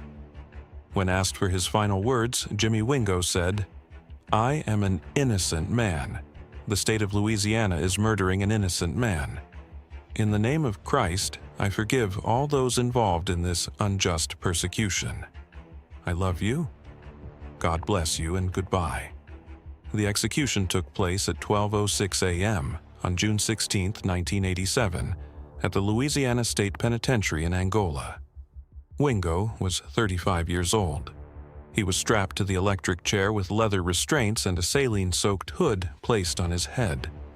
2 jolts of 2,300 volts over 45 seconds ended his life at 12:17 a.m. Witnesses reported the smell of burning flesh, but no unusual convulsions were observed. Elliot Rod Johnson. State, Texas. On April 8, 1982, 23-year-old Elliot Rod Johnson entered Granado's jewelry store in Beaumont, Texas, alongside his accomplice Morris Andrews. According to witness testimony, Johnson acted as the lookout, while Andrews shot 67-year-old store owner Joseph Granado in the head after Granado reached for a weapon. The robbery also resulted in the death of store employee Arturo Melendez, though Johnson was only tried for Granado's murder. Johnson was arrested shortly after the crime. During interrogation, he confessed to participating in the robbery but claimed Andrews was the one who pulled the trigger. Prosecutors presented a baseball cap found at the scene with hair samples linked to Johnson, though the defense later questioned the reliability of that evidence. Stolen jewelry was also recovered from Johnson's home in Port Arthur. In 1983, Johnson was tried for capital murder in a county with a known history of racial tension. The jury was all white. His court-appointed attorney, Sam Dunn, failed to present any mitigating evidence about Johnson's long-term drug addiction or possible brain damage. Johnson appealed his conviction, citing ineffective assistance of counsel, racial bias in jury selection, and procedural violations. His defense argued that his confession was obtained without proper safeguards and that key medical and psychological evidence was never presented. In 1985, the Fifth Circuit Court denied his appeal, and the U.S. Supreme Court refused to hear the case later that year. His execution was scheduled for midnight on June 24, 1987, at the Texas State Penitentiary in Huntsville. However, complications delayed the procedure for nearly an hour. Years of heroin use had collapsed Johnson's veins, forcing technicians to attempt multiple needle insertions before successfully administering the lethal injection cocktail: sodium thiopental, pancuronium bromide, and potassium chloride. Witnesses described the scene as chaotic and distressing. His final words were, "I'm sorry for all the pain I've caused those who loved me. I hope my friends can forgive me." Minutes before the execution, Johnson spoke by phone with his mother, Luana Johnson, who was incarcerated in another Texas prison for robbery. Richard Lee Whitley, State, Virginia. On July 25, 1980, 34-year-old Richard Lee Whitley visited the home of his 63-year-old neighbor, Phoebe Parsons, in Pimmit Hills, Fairfax County, Virginia. He claimed he wanted to talk about his recent marital separation. Parsons, a widow who lived alone and had previously hired Whitley for minor repair work, let him in. During the conversation, Whitley strangled her, tied a cord around her neck, and slashed her throat with a razor, leaving a 4.75-inch wound. After killing her, he stripped her body, dragged it to her bedroom, and covered it with clothes and objects. He then sexually violated her corpse with an umbrella, a disturbing detail revealed during the autopsy. Whitley stole her purse and fled in her car. At the crime scene, police found a broken link from his watch, bloodstains matching the victim's type, and footprints connecting him to the murder. After months on the run, he was arrested in Tampa, Florida, where he confessed during interrogation. In 1982, Whitley was tried in Fairfax. Prosecutors presented his confession, the watch link, and witness testimony placing him near the scene. His defense attorney, Samuel W. Hickson III, failed to present mitigating psychological evidence or properly challenge the forensic case. Whitley appealed, citing ineffective counsel and racial bias in jury selection. In 1985, a federal judge temporarily halted the execution, but the Fourth Circuit Court of Appeals overturned that decision. On July 6, 1987, the U.S. Supreme Court denied his final appeal in a 6-2 vote. Justices Thurgood Marshall and William Brennan dissented. Governor Gerald Baliles denied clemency, calling the crime horrific in nature. Whitley spent his final hours at the Richmond prison, receiving visits from his sister and religious ministers. Witnesses said he remained unnervingly calm and declined to make any final statement. He was executed in the electric chair at 11:07 p.m. on July 6, 1987. The execution lasted 5 minutes from the first jolt. No signs of suffering were officially reported, though secret NPR recordings later revealed confusion among prison staff during the procedure's recording. Richard Lee Whitley was 41 years old. John Russell Thompson, State, Texas. On May 21, 1977, 22-year-old John Russell Thompson entered the Pioneer Store and Lock Warehouse in San Antonio with a .45 caliber pistol. His plan was simple: rob the office and flee. Inside, 70-year-old employee Mary Nooper was counting cash. When Thompson demanded the money, Nooper reportedly laughed. He raised the gun and shot her once in the chest. The bullet pierced her lung.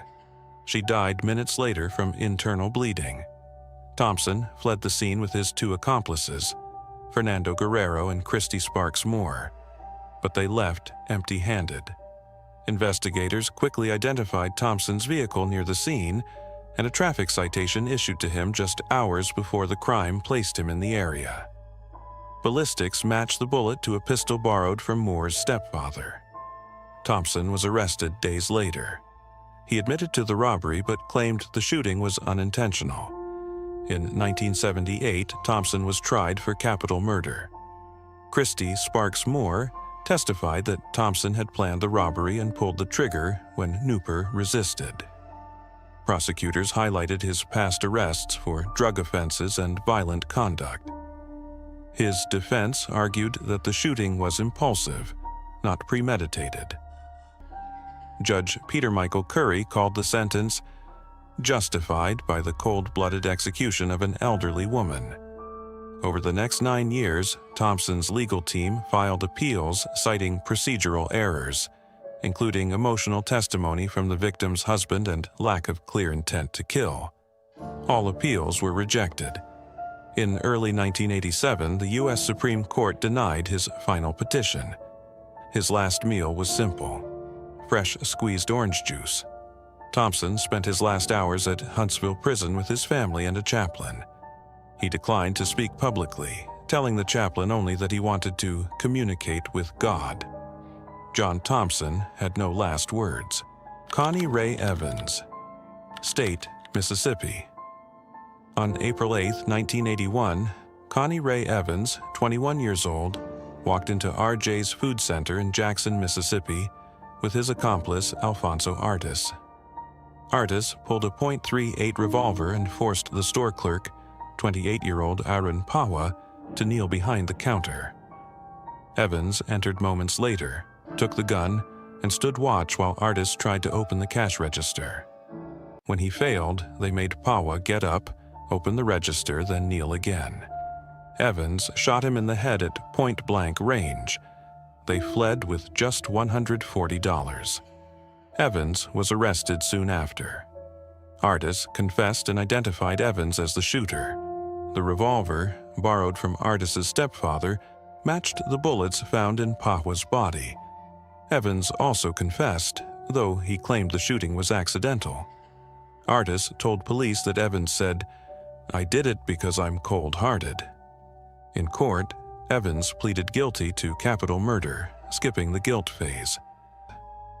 The judge upheld the sentence, calling the act cold and deliberate. Evans appealed, arguing racial bias in jury selection and poor legal defense. All courts denied his appeals. Mississippi Governor Bill Allen refused clemency.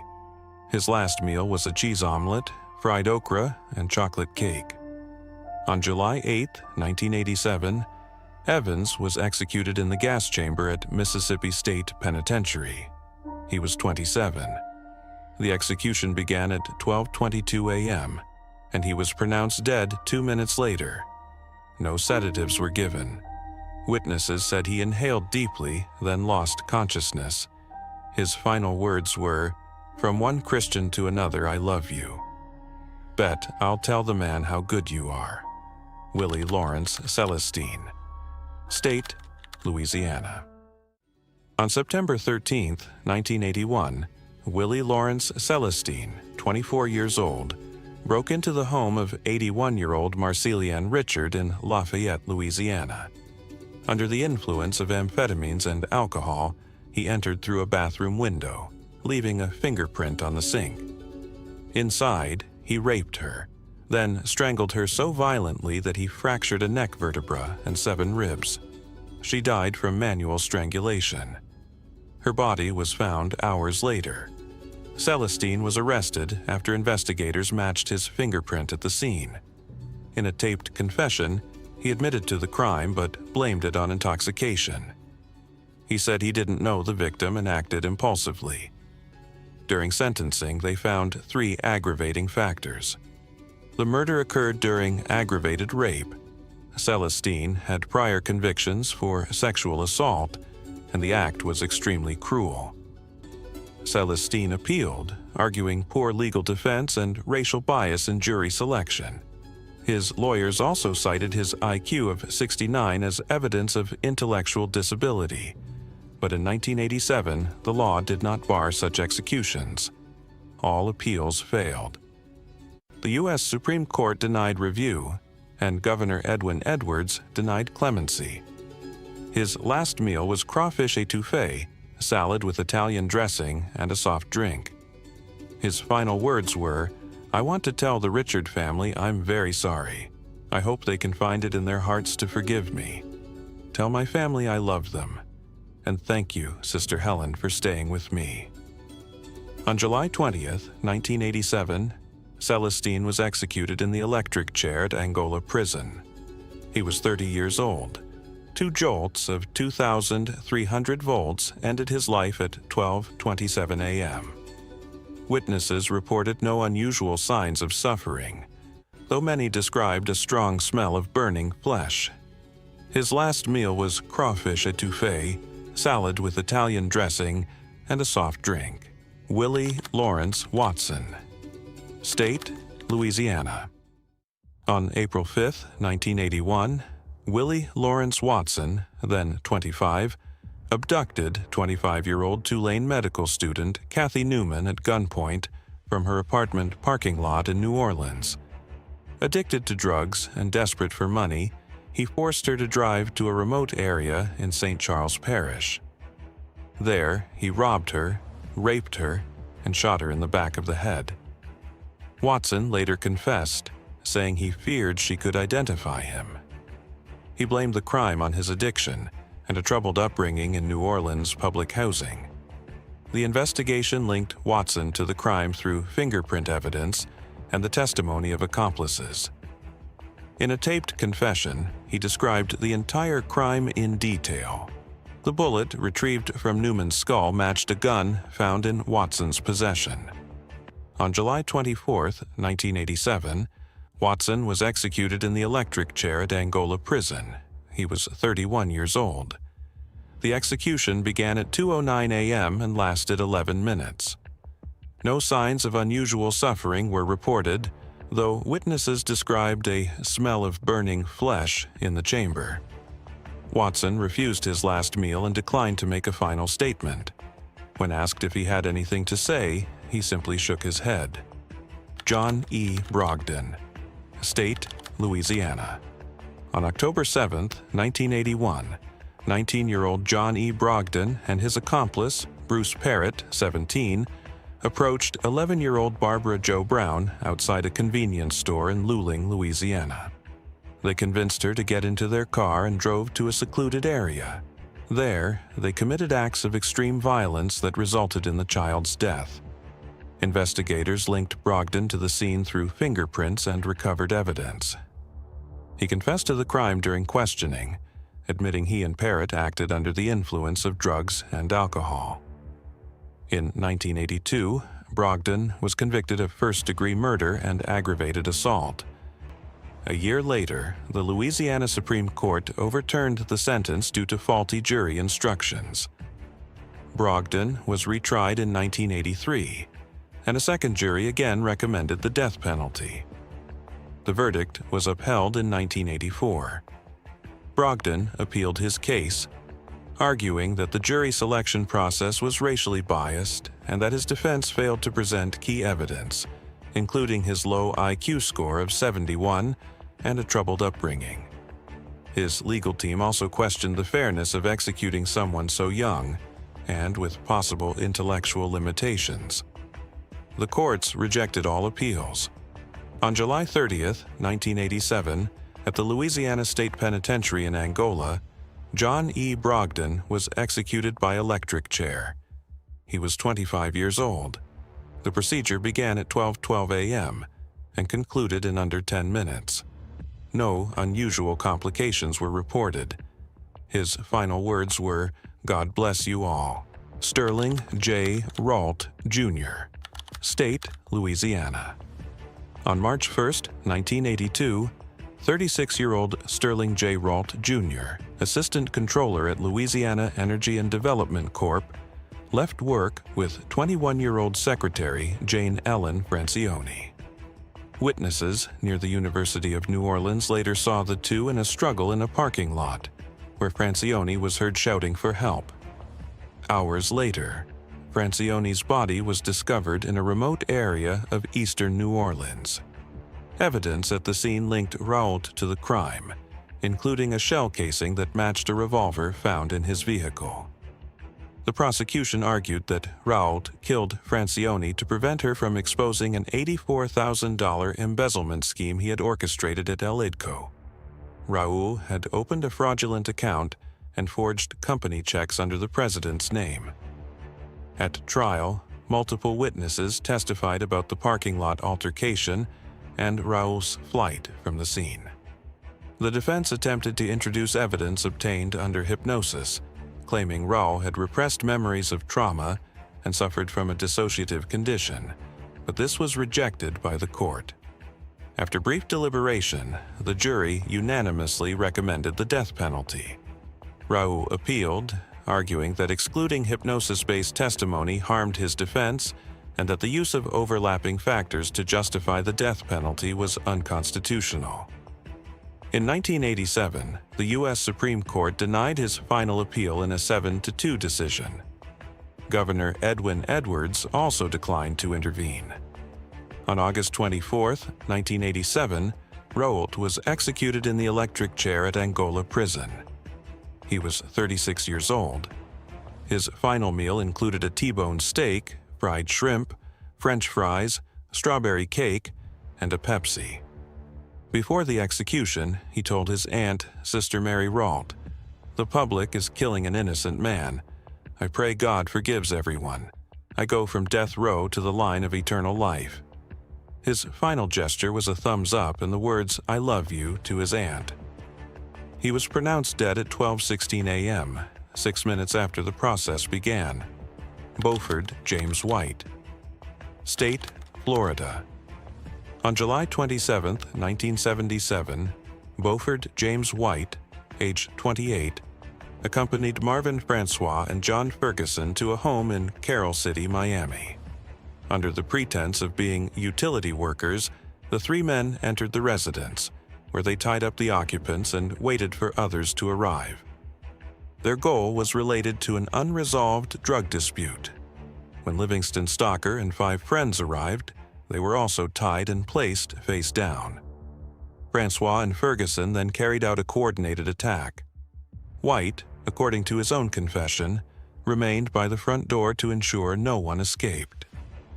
2 people survived by pretending to be unconscious and later identified the attackers.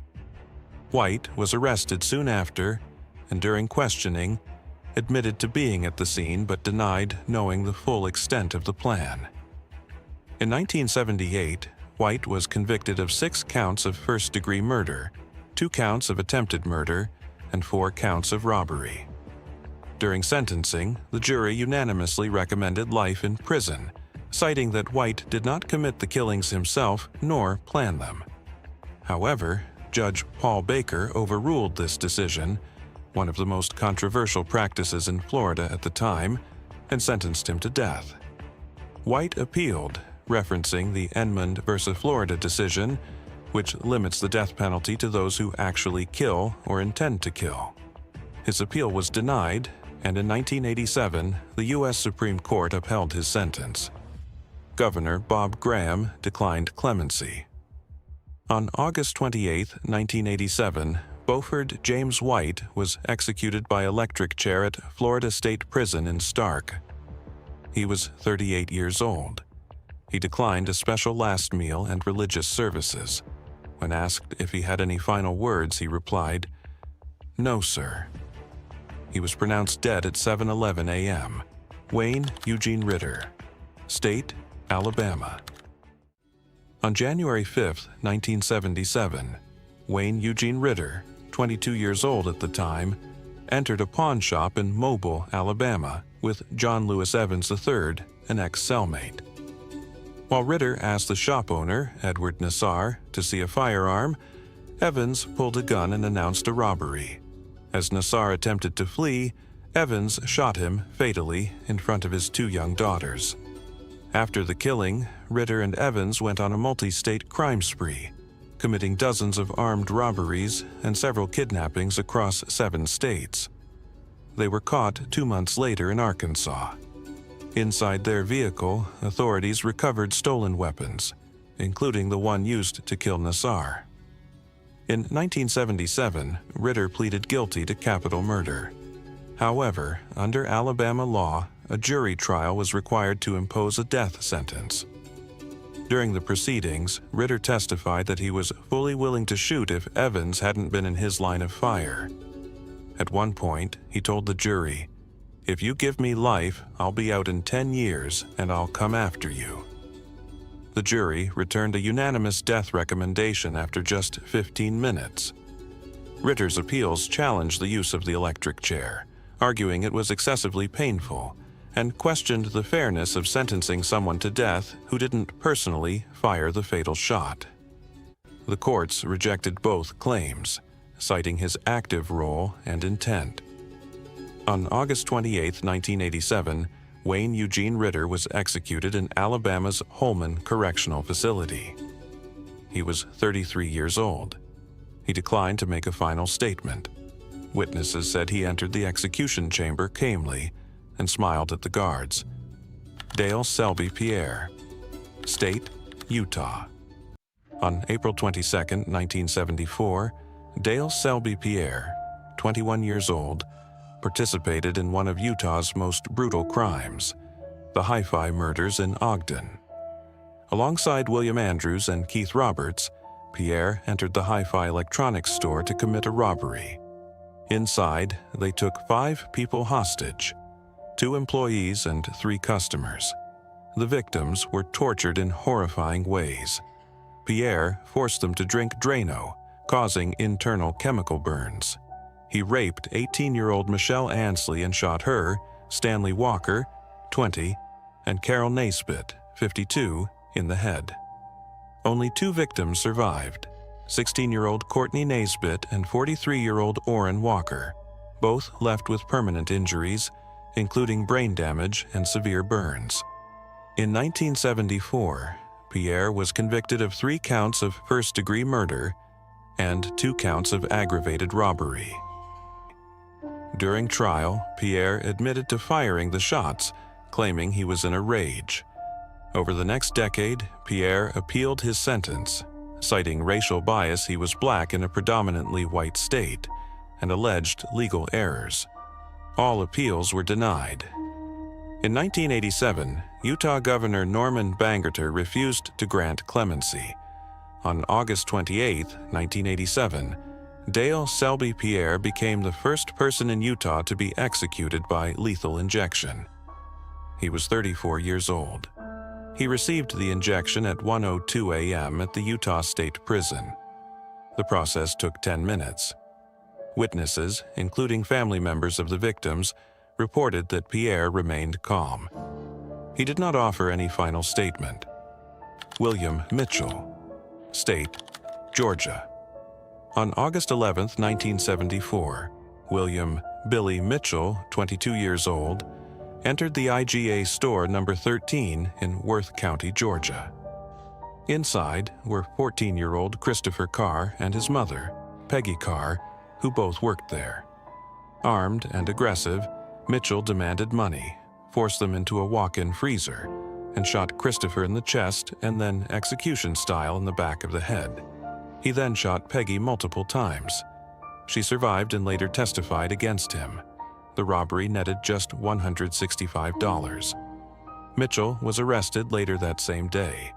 He confessed to the crime, claiming he was under the influence of drugs. The prosecution presented fingerprints, eyewitness accounts, and a taped confession in which Mitchell described the events in disturbing detail even saying, "I never had a white bitch before," as he forced Peggy Carr into the freezer. In 1974, Mitchell pleaded guilty to capital murder and aggravated assault.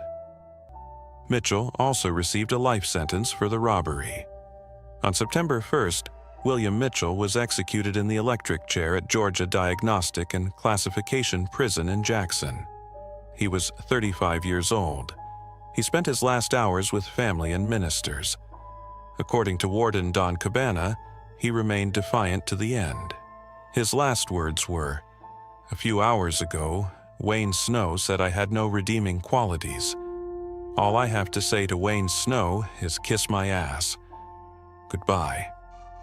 Wayne Snow was the chairman of the Georgia Board of Pardons and Paroles, who had publicly denied Mitchell's clemency earlier that day, Joseph Blaine Starvaggi, State, Texas. On November 19, 1976, Joseph Blaine Starvaggi, then 23 years old, broke into the home of John Denson in Magnolia, Texas. Alongside accomplices G.W. Green and Glenn Earl Martin, he intended to steal a collection of firearms worth over $6,000. John Denson, a 43-year-old probation officer and sheriff's deputy, resisted. Starvaggi shot him 3 times, once in the shoulder, then in the chest, and finally in the back of the head. Denson died on the scene, in front of his wife and 13-year-old daughter. During the robbery, Grace and Susan Denson were forced to sit covered with a blanket in the living room. Susan later testified that her father begged, "Please, I'm begging you, don't do this," before Starvaggi fired the fatal shots. When his accomplices urged him to kill the 2 surviving witnesses, Starvaggi refused, saying, "I only shoot junkies and pigs." He was arrested shortly after. Police matched his fingerprints to the crime scene, and ballistic evidence tied a .38 revolver, Denson's own gun, to the murder. Starvaggi confessed but claimed he was intoxicated on drugs and alcohol at the time. In 1978, he was found guilty of capital murder. They cited the deliberate cruelty and cold-blooded nature of the killing. Starvaggi appealed on several grounds, including improper jury selection under Texas law and claims of temporary insanity. He also argued that his nonviolent criminal record, consisting of theft and marijuana possession, did not justify the future danger standard used in Texas death penalty cases. All appeals were denied. In 1987, the U.S. Supreme Court refused to hear his case. Governor Bill Clements declined clemency. On September 10, 1987, Joseph Blaine Starvaggi was executed by lethal injection at the Walls Unit in Huntsville, Texas. He was 34 years old. He declined both visitors and his last meal. Witnesses described him as stoic. He offered no final statement.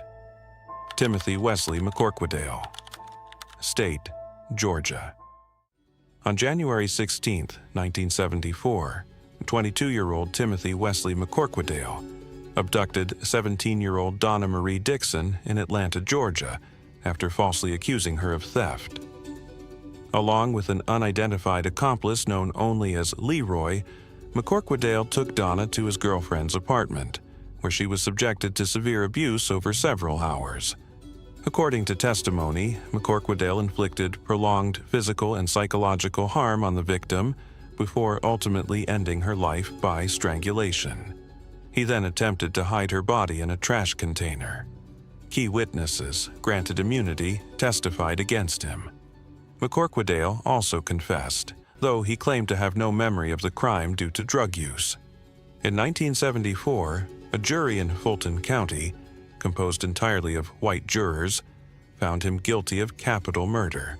They recommended the death penalty in less than an hour, citing extreme cruelty as an aggravating factor. His appeals focused on claims of ineffective legal counsel and alleged racial bias in Georgia's death penalty system. While both he and the victim were white, his defense pointed to statistical disparities in sentencing. The U.S. Supreme Court denied all appeals and Georgia Governor Joe Frank Harris rejected his request for clemency in 1987. On September 21, 1987, Timothy McCorquodale was executed by electrocution at the Georgia State Prison in Jackson. He was 35 years old. His last meal included boiled shrimp, crab legs, a salad with Thousand Island dressing, and apple pie with ice cream. His final words were, "I want to tell Donna's family that I'm sorry. I hope you find peace." The execution began at 7 p.m. and lasted under 10 minutes. Witnesses described the scene as somber and quiet. Robert Lee Streetman, State, Texas. On the night of December 17, 1982, Christine Baker was alone at her country home, knitting and watching television when she was murdered by Robert Lee Streetman. Without warning, a .22 caliber bullet came through the window and struck her in the head, killing her instantly. According to witnesses, Streetman had said before the crime that he wanted to do something he'd always wanted to do: kill another human being. The motive was a failed robbery. They ended up stealing only $1 from the victim's purse, ignoring over $12,000 hidden elsewhere in the house. 2 days later, Streetman was arrested along with 3 other men, Johnson, Kirkendall, and Holden, for a string of farm equipment thefts. During questioning, authorities uncovered his involvement in Christine Baker's murder. Of the 4 involved, only Streetman was prosecuted for capital murder.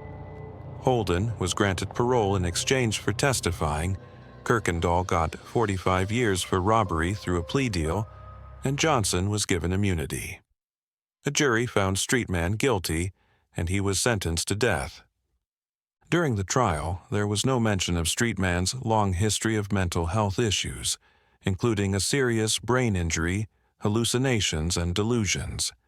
His court-appointed lawyer did not present any of this as part of his defense. On January 7, 1988, Robert Lee Streetman was executed by lethal injection at the Huntsville unit of the Texas Department of Corrections. He was 27 years old. The day before his execution, he requested half a dozen scrambled eggs with flour tortillas as his final meal. At 2:10 a.m., already strapped to the gurney, the execution was delayed for over an hour while authorities checked whether his attorney had filed a second appeal. When prison director Jack Pursley asked if he had any final words, Streetman simply said, "No, sir." At 3:19 a.m., the lethal drugs were administered.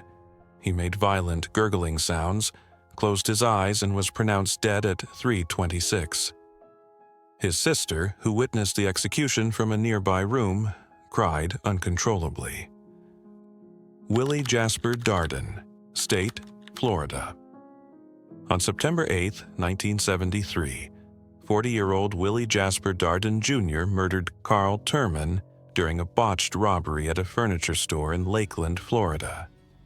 Darden, who was already out on parole for an attempted rape in 1968, posed as a customer and stole $15 from Helen Turman, the store owner's wife. When Carl Turman walked in, Darden shot him between the eyes. He then attacked a 16-year-old boy, Philip Arnold, shooting him multiple times and leaving him permanently injured. He also attempted to sexually assault Helen at gunpoint, but she resisted. Darden fled the scene in a car borrowed from his girlfriend. That same night, he was arrested for fleeing the scene of a car accident. Soon after, he was linked to the crime. Helen Turman and Philip Arnold identified him as the attacker, although the circumstances of the identification were later questioned due to potential racial and emotional bias. Darden had a long criminal record that included assault, robbery, and attempted rape. He had grown up in extreme poverty in North Carolina and dropped out of school in the 8th grade. In January 1974, he was tried for murder, robbery, and attempted murder. His defense presented an alibi that only he could corroborate. He was found guilty on all counts and sentenced to death. During his 14 years on death row, Darden's case attracted international attention. Amnesty International, Jesse Jackson, Andrei Sakharov, and others spoke out about irregularities in his trial and claimed he was a victim of racism. He faced 7 execution warrants and received 6 stays. At one point, he came within just 7 hours of execution. On March 15, 1988, Willie Jasper Darden Jr. was finally executed in the electric chair at Florida State Prison. He was 54 years old. He declined to request a last meal and left the traditional death row plate untouched. At 7 a.m., he was taken to the execution chamber. He offered no resistance. At 7:12, he was pronounced dead after 2 minutes of electric current. During the execution, smoke was seen rising from his right leg. Moments before his execution, he was asked if he had any final words. He said, "I was not guilty of the charge I was arrested for, and this morning I tell you I'm not guilty of the charge I'm about to be executed for. I go this morning with a clear conscience. I am not guilty. I am at peace with myself, with the world, with each of you. I love you all, and may God bless you." Wayne Robert Feldy, State, Louisiana. On October 20, 1978, Wayne Robert Feldy, a 29-year-old Vietnam veteran and prison escapee, murdered police officer Thomas Glenn Tompkins in Shreveport, Louisiana. Feldy had escaped from a Maryland jail, where he was serving time for manslaughter, and was suffering from severe mental deterioration believed to be caused by post-traumatic stress disorder as a result of his service in the war. After his 1976 escape, he took refuge in Louisiana, where his mental health continued to decline. In October 1978, just days after his mother passed away, he fell into a deep emotional crisis. With help from his sister, he purchased a revolver and openly expressed his desire to die. That night, he was arrested for public intoxication at a bar, but the officers failed to notice the weapon he had hidden. Already handcuffed in the back seat of the patrol car, Feldy attempted to take his own life. Officer Tompkins, just 31 years old and only 8 months into his career, tried to intervene. During the struggle, Feldy fired 5 shots. One of the bullets ricocheted and fatally struck Tompkins in the side. Feldy was captured hours later, seriously wounded by shotgun fire. During the trial, his defense team presented evidence that he was suffering from severe PTSD. Still, the jury found him guilty of first-degree murder and recommended the death penalty, citing as an aggravating factor the fact that the victim was a police officer performing his duty. Feldy did not appeal the sentence. Instead, he requested to be executed, saying he would rather die than live without psychiatric treatment. He was executed in the electric chair on March 15, 1988, at the Louisiana State Penitentiary. He was 38 years old. The day before his execution, he was offered a last meal: pizza, shrimp, and ginger ale. Shortly before his death, he looked at the witnesses and delivered his final words. "You can kill the messenger, but you can't kill the message.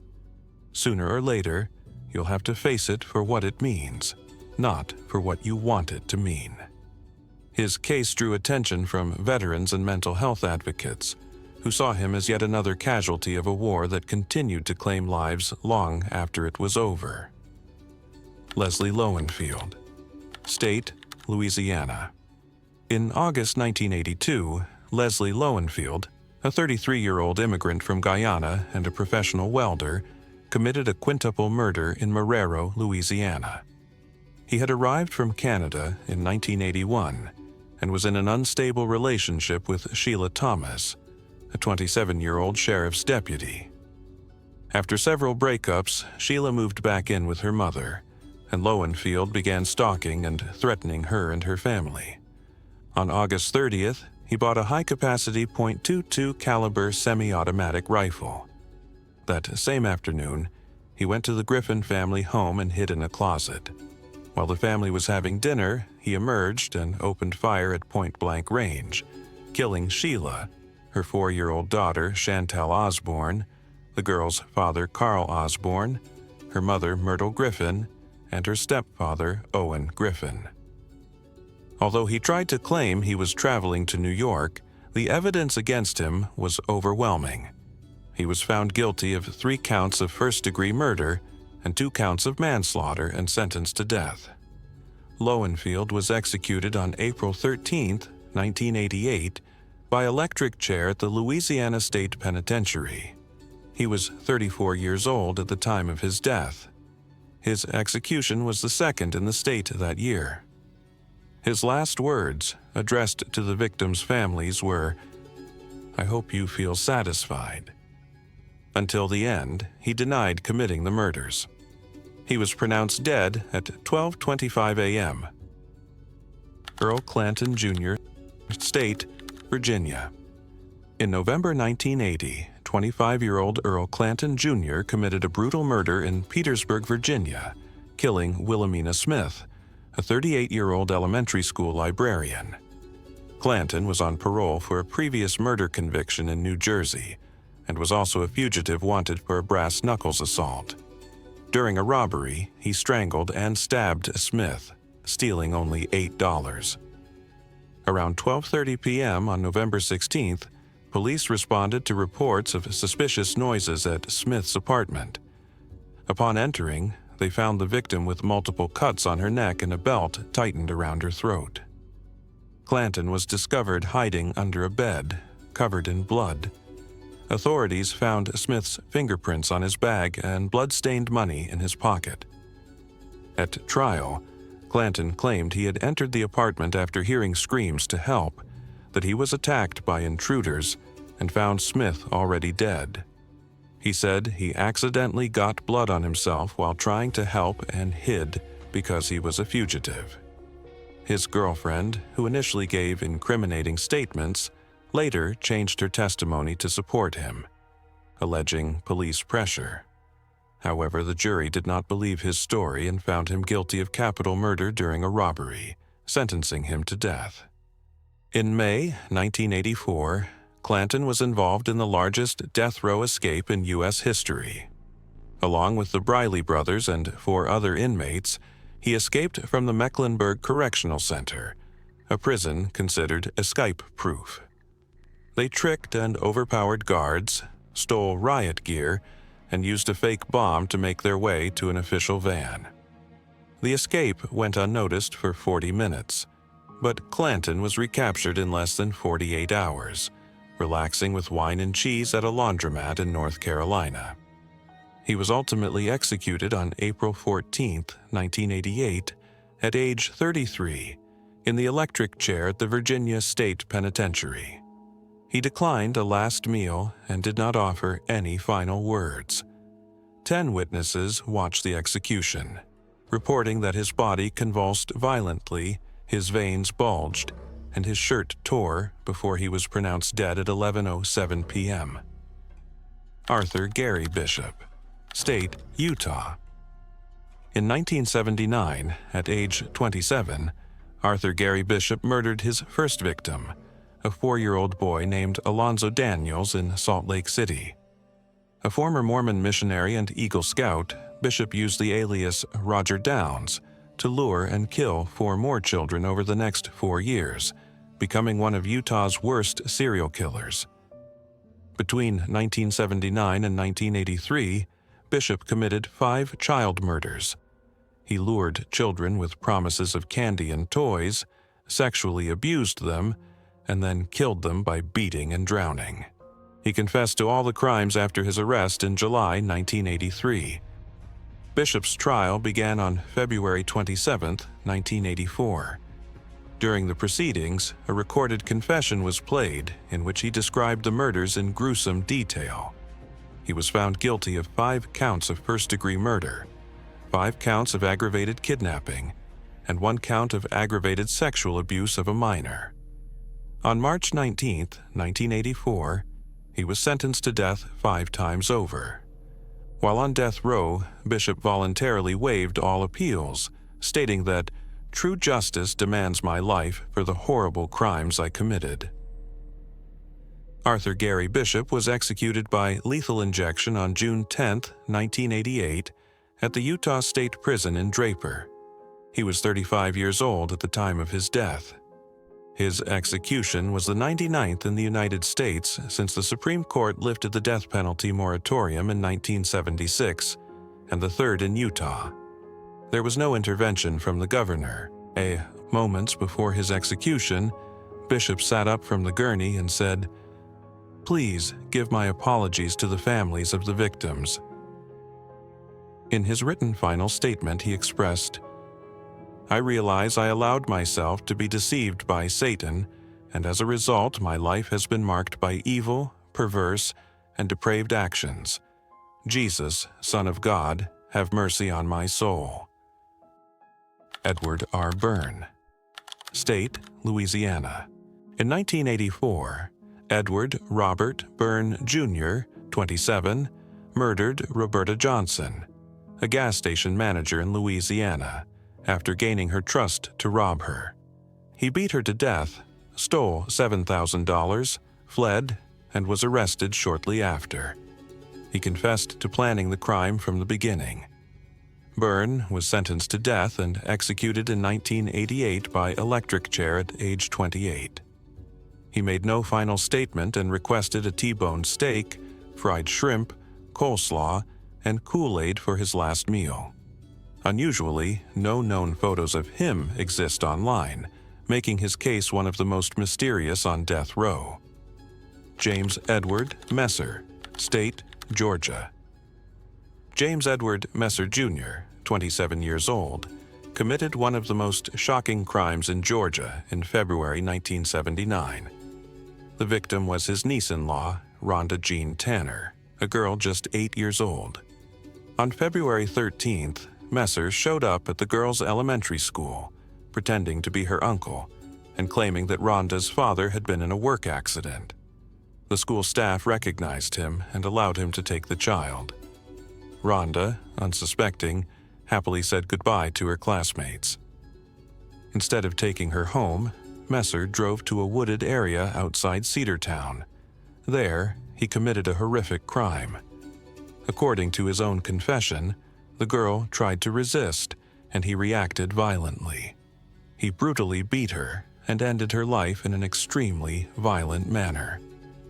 During the trial, Messer's defense was seriously inadequate. His lawyer failed to present witnesses, did not mount a proper medical defense, and omitted key information about the defendant's mental health, who was reportedly suffering from neurological damage. The jury quickly found him guilty. At sentencing, they considered the crime especially cruel and committed during another serious offense, imposing the death penalty on February 8, 1980. Messer's appeals lasted nearly a decade. In 1986, his execution was temporarily stayed, but all appeals were eventually denied.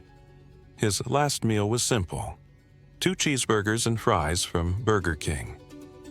He offered no final words, but mouthed "Amen" during the chaplain's prayer just before his execution. Outside the prison, the victim's father expressed that Messer had gotten off too easy and that his daughter deserved justice. Donald Gene Franklin. State, Texas. Donald Gene Franklin was 23 years old when he committed a crime that shocked all of Texas. On the night of July 25, 1975, he kidnapped Mary Margaret Peggy Moran, a 27-year-old nurse from the parking lot of the Audie Murphy Veterans Hospital where she worked. At gunpoint, Franklin forced her into his car and drove her to a remote area in San Antonio. There, he brutally assaulted her. He attempted to rob her, raped her, and then stabbed her 7 times with a knife. He left her naked and severely injured in a lonely field, exposed to the elements and hundreds of fire ants. Peggy agonized for 5 days. While the city launched an intense search, Franklin, who had already been arrested, refused to say where he had left her. When she was finally found, she was in critical condition, covered in bites and barely conscious. She died the following day in the hospital, but not before recounting her ordeal to the authorities. Franklin had a prior record for rape, and his defense tried to argue that Peggy's death was due to alleged medical negligence, not the attack. But the prosecution was clear. Everything could have been prevented if he had spoken up in time. The trial was lengthy. Franklin was tried 3 times for the same crime because the first 2 convictions were overturned on technicalities. Finally, in 1985, he was sentenced to death. His case even reached the U.S. Supreme Court, temporarily halting all executions in Texas until the court ruled against him. His last chosen meal was hamburgers, though he only ate the meat. Donald Gene Franklin was executed on November 3, 1988, by lethal injection at the Huntsville prison. He was 37 years old. It was the 102nd execution in the United States since the death penalty was reinstated in 1976. He remained still while the lethal drugs were administered, but coughed several times and made a guttural noise before being pronounced dead at 12:30 a.m., 6 minutes after the injection began. He spoke no final words and remained silent. At 12:30 a.m., he was declared dead. Jeffrey Joseph Daugherty, State, Florida. On February 23rd, Jeffrey Daugherty entered the Easy Way food store in Flagler County armed. There, he shot 68-year-old Carmen Abrams in the temple, killing her, and seriously injured her husband, Furman Abrams, who lay on the floor. A week later, on March 1st, they picked up a hitchhiking woman, 49-year-old Lavone Patricia Saylor. They took her to a remote area, robbed her, and Daugherty shot her 5 times in the head. The violence didn't stop there. In the following days, they murdered 3 more people: 50-year-old Betty Campbell, 28-year-old Elizabeth Shank, and only 18-year-old George Carnes. They were also linked to murders in Pennsylvania, where Daugherty was sentenced to life imprisonment for 2 other killings. Daugherty pleaded guilty to the murder of Lavon Saylor and was also convicted of robbery and kidnapping. The jury recommended the death penalty, and the judge confirmed it. His execution was scheduled for 1987 but was delayed due to appeals. Finally, on November 7, 1988, Jeffrey Daugherty was taken to the electric chair at the Florida State Prison in Starka. He was 33 years old. That day, he refused a last meal. As part of the protocol, his right leg and head were shaved to ensure electrode contact. Minutes before dying, he spoke his final words, which were recorded. "I hope to be the last lamb sacrificed by an unfair system, and everyone here knows it. Executions don't do any good. Some see it as a death. I see it as freedom. I have been in prison 15 years. Now I'm going to be free. It's my time to go, and I'm going home. All the gifts God gave me, I return to the Lord." At 5:12 p.m., the executioner activated the current. Daugherty was violently thrown back. At 5:16, he was pronounced dead. His execution was the 103rd in the United States since 1976 and the 19th in Florida. Raymond Landry Sr., State, Texas. In August 1982, Raymond Landry Sr., a 33-year-old electrician from Lafayette Parish, Louisiana, committed a brutal murder in Houston, Texas, during an armed robbery at the Dairy Maid restaurant. Owned by Greek immigrant Cosmas Prittis, Landry demanded all the money, including what was inside the premises. In the midst of the confrontation, he shot Cosmas in the head, killing him in front of his wife Calliope and their children. He was arrested shortly afterward and charged with capital murder. During the trial in May 1983, the prosecution presented a criminal record that included robbery, domestic violence, and child abuse. Although his lawyers appealed all the way to the U.S. Supreme Court, all appeals were denied and Landry was sentenced to death. On December 13, 1988, at age 39, he was executed by lethal injection at Huntsville Prison in Texas. He refused a last meal or to make a final statement, though witnesses said he whispered something quietly as the execution began. The procedure was chaotic due to his extremely muscular build, described as having Popeye-like arms. The needle slipped out of the vein and the lethal fluid sprayed inside the chamber and onto some witnesses.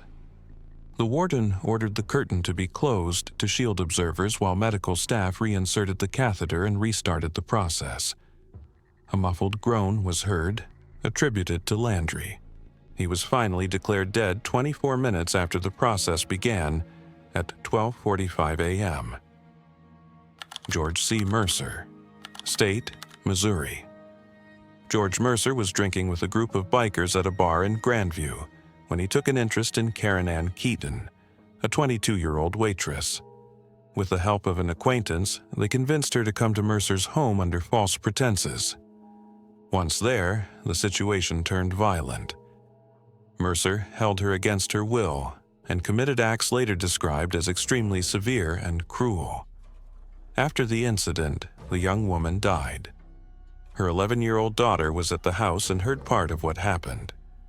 With help from a friend, Mercer hid the body in a field in Kansas. In 1979, a Cass County jury found him guilty of capital murder and recommended the maximum penalty. The Missouri Supreme Court upheld the sentence in 1981. Over the following years, Mercer filed multiple appeals in federal courts, all of which were denied. Finally, on January 5, 1989, the U.S. Supreme Court denied his last request. For his last meal, Mercer requested a large spread: steak, barbecue ribs, fries, a burrito, tacos, salad with dressing, and a large soda. The execution was carried out in the old gas chamber adapted for lethal injections in Jefferson City. At 12:03 a.m., the drugs began to be administered. Mercer showed some involuntary reflexes and stopped moving at 12:05 a.m. He was pronounced dead at 12:09 a.m., according to medical protocol. Witnesses described the process as brief and without visible complications. His last words were directed to Warden Bill Armentrout, whom he shook hands with as he said, "Goodbye, take care of my shipmate." The entire procedure lasted less than 10 minutes. No pardons or last-minute stays were granted. With this execution, Missouri officially reinstated lethal injection as its method for carrying out the death penalty. Ted Bundy, State, Florida. Ted Bundy was an American serial killer responsible for the deaths of at least 30 women between 1973 and 1978, although some experts believe his victim count was much higher. His ability to evade justice for years and his charismatic demeanor made him one of the most notorious killers in history.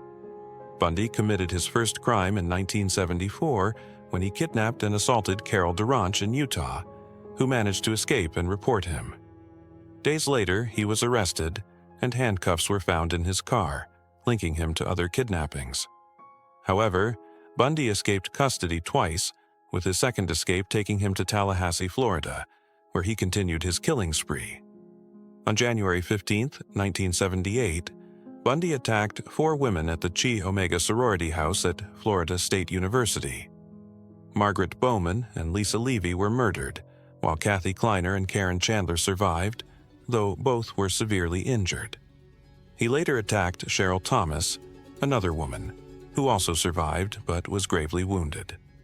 A month later, he kidnapped and murdered 12-year-old Kimberly Leach, whose body was found months later near the Suwannee River. Bundy was arrested in February 1978, and during his trial, forensic experts identified bite marks on the victims that matched Bundy's dental impressions. He was convicted of 2 murders and sentenced to death. His case changed the public perception of serial killers, as his boy-next-door appearance defied preconceived ideas about serial murderers. Furthermore, his case played a key role in the development of VICAP, Violent Criminal Apprehension Program, a national FBI database for linking serial crimes. Bundy was executed on January 24, 1989, at the age of 42 at Florida State Prison, where he was electrocuted. His execution became a media spectacle, with coverage of his trial and execution broadcast live on television. The news of his death was met with relief and celebration across the state, with many people gathering to toast to his demise. His final words were, "I'd like you to give my love to my family and friends." Leon Rutherford King, State, Texas. On April 10, 1978, Leon Rutherford King, a 33-year-old former bricklayer from Houston, Texas, and his accomplice Alan Ray Carter, 16, intercepted a couple leaving Theodore's nightclub in the Montrose area. Around 11:30 p.m., King and Carter approached 26-year-old Michael Clayton Underwood and his 19-year-old partner. They forced them into a truck. While King was driving, Carter took the little money the couple had. When they found out the young woman only had some coins, King reacted violently and physically assaulted Underwood, ultimately ending his life. In the hours that followed, Underwood's partner suffered multiple abuses at the hands of both attackers. Despite the trauma, she survived and later became the key witness during the trials that led to the convictions of King and Carter. King was arrested and charged with capital murder. On October 16, 1978, a jury found him guilty and sentenced him to death. On February 6, 1980, the Texas Court of Criminal Appeals overturned the conviction and ordered a new trial. In May 1980, a second jury again convicted him of capital murder and sentenced him to death. His accomplice, Alan Ray Carter, who was 16 at the time of the crime, was also convicted of capital murder but received life imprisonment due to his age. On March 22, 1989, Leon Rutherford King was executed by lethal injection at the Texas State Penitentiary in Huntsville. He was 44 years old. When asked if he had any final words, he said, "I would like to tell Mr. Richard that I appreciate all he has done for me. I love you all. God bless. Goodbye, David." Aubrey Dennis Adams, State, Florida. On January 23, 1978, Aubrey Dennis Adams Jr., a 20-year-old guard at the Marion Correctional Institution, offered to give an 8-year-old girl named Trissa Gale Thornley a ride home from school in Ocala. Adams was known to the Thornley family. His ex-wife had been Trissa's teacher, and he had visited their home several times. For that reason, Trissa trusted him enough to get into his vehicle. However, instead of taking her straight home, Adams took a different route. In a later written confession, he stated that he stopped somewhere. Trissa got scared and started screaming, and when he tried to calm her, she stopped breathing. He then took her to his house, where he ended her life. Investigators focused on Adams after authorities traced a series of disturbing calls threatening and extorting the Thornley family that had been going on for months. On the day Trissa's body was found, Adams made one last call to the house, which led to his immediate arrest thanks to a pre-approved telephone intervention. On May 4, 1989, after more than a decade on death row, Aubrey Dennis Adams was executed in the electric chair at age 31.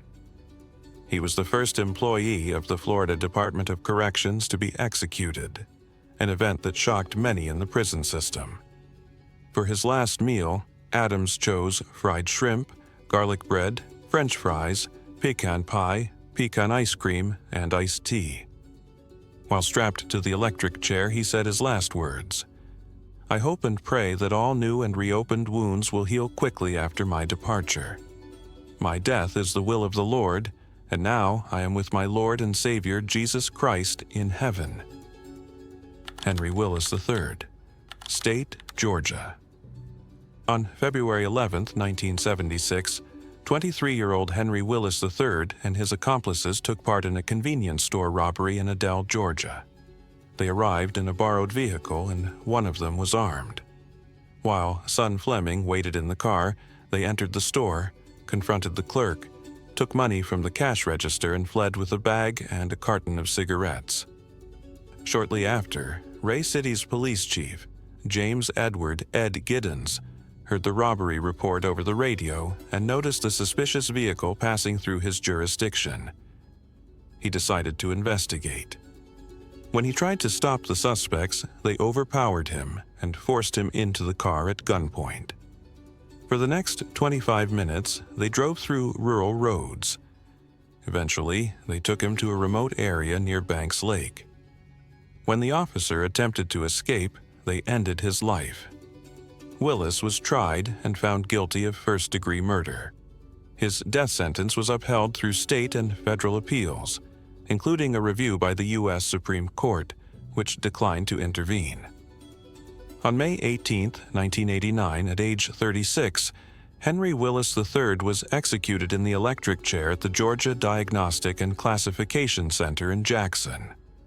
The execution was delayed for several hours due to last-minute appeals, but was carried out around 11:12 p.m. His last meal the day before execution was a seafood dish, ice cream, and a Coca-Cola. He declined to make a final statement but took part in a brief prayer with a minister. His accomplice, son Fleming, was also sentenced to death but died of natural causes in prison. Stephen Albert McCoy, State, Texas. On the night of December 31, 1980, Stephen Albert McCoy, a 32-year-old electrician from Houston, along with his accomplices, found Cynthia Darlene Johnson, an 18-year-old woman stranded after a car accident on the Gulf Freeway. Cynthia, who worked in a cafe and lived in Conroe, had left work to change clothes and attend a New Year's Eve party. The trio, returning from Louisiana, first dropped off their female companions at home, then went back to where Cynthia was waiting for help. McCoy convinced her to get into his car, and they took her to a warehouse where stolen goods were kept. There, they raped her and ultimately killed her. The investigation gained traction when McCoy's ex-wife, Gaynor, provided information that led to the arrest of all three. McCoy was indicted for capital murder on April 19, 1983. In July 1984, after a 3-day trial, the jury found him guilty and sentenced him to death. The next day, the jury answered special issues affirmatively, confirming the death sentence. On May 24, 1989, after the U.S. Supreme Court denied requests to stay the execution, Stephen Albert McCoy was executed by lethal injection at the Huntsville unit in Texas at age 40. The morning of his execution, McCoy chose a cheeseburger, fries, and a strawberry milkshake as his last meal. He did not make a final statement but nodded weakly and smiled at his personal witnesses when they entered the death chamber. McCoy's execution became one of the most notoriously botched in modern U.S. history. During the lethal injection, he had a violent physical reaction. Witnesses reported severe difficulty breathing, with his chest heaving as he gasped for air. One witness fainted and knocked down another during the scene. Michael Lindsay, State, Alabama. On December 14, 1981, Michael Lindsay, 20 years old and resident of Mobile, Alabama, committed a tragic crime against Rosemary Zimlich Rutland, a 64-year-old widow and his neighbor. During a robbery at her home, Lindsay violently took her life. He then stole various valuables, including Christmas gifts, and fled the scene. He was arrested the next day when he tried to use credit cards belonging to the victim. During police interrogations, Lindsay initially gave a story he later admitted was false. Ultimately, he confessed to acting alone and stated that he committed the crime because Mrs. Rutland had recognized him. His first trial in April 1982 ended in a hung jury. However, in July of the same year, a second jury found him guilty of capital murder. Although this jury recommended a life sentence without parole, the judge imposed the death penalty. Appeals at state and federal levels, including to the U.S. Supreme Court, were unsuccessful. On May 26, 1989, at 28 years old, Michael Lindsay was executed by electric chair at Holman Prison in Atmore, Alabama. He spent 8 years on death row and received no visits during that time. He made no final statement. When asked if he wanted to say anything, he shook his head and closed his eyes. The execution took place amid protests inside the prison. Minutes before, hundreds of inmates banged their metal cups against bars and shouted in protest. William Paul Thompson, State, Nevada. On March 25, 1984, William Paul Thompson, 45 years old, met brothers Robert and John Parisse at a rural bar near Auburn, California.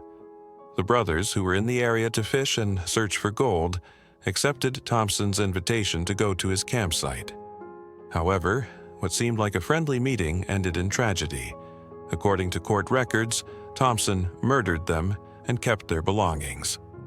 A month later, on April 21st, while fleeing California, Thompson arrived in Reno, Nevada.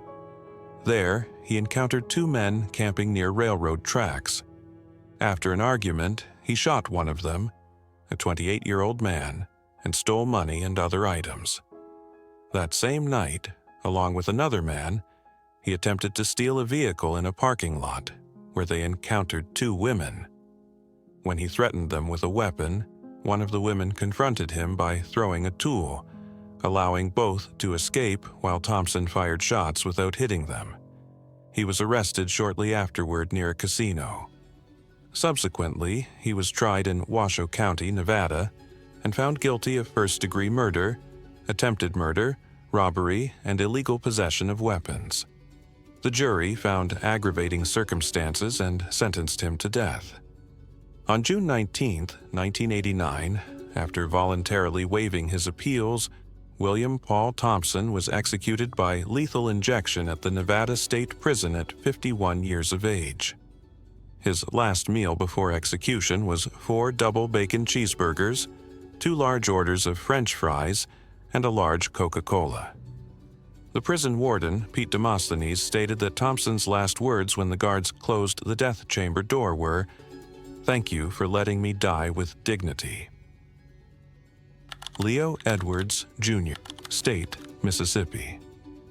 On June 14, 1980, Leo Edwards, Jr., 27, a fugitive from a Louisiana prison, committed a series of violent crimes in Jackson, Mississippi, alongside his accomplice Michael Leroy White. During a convenience store robbery, Edwards killed 22-year-old employee Lindsay Don Dixon and escaped with just over $100. In the following days, he was linked to 2 more deaths and several injuries during a 5-day crime spree. Edwards was arrested shortly after and charged with capital murder. In 1981, a jury found him guilty and sentenced him to death. His case sparked controversy due to allegations of racial discrimination in jury selection, but his appeals were unsuccessful. For his last meal, Edwards requested steak with gravy, creamy potatoes, French bread, salad, strawberry pie, chocolate ice cream, and lemonade. On June 21, 1989, at age 36, Leo Edwards, Jr. was executed in the gas chamber at the Mississippi State Penitentiary. He made no final statement. At his own request, he was given a strong sedative before the procedure. Sean Patrick Flanagan, State, Nevada. On October 6, 1987, Sean Patrick Flanagan, a 27-year-old ex-Marine and male sex worker, brutally murdered pianist James Lewandowski, 45, at a motel in Las Vegas. Flanagan had met Lewandowski days earlier after losing all his money gambling and drinking.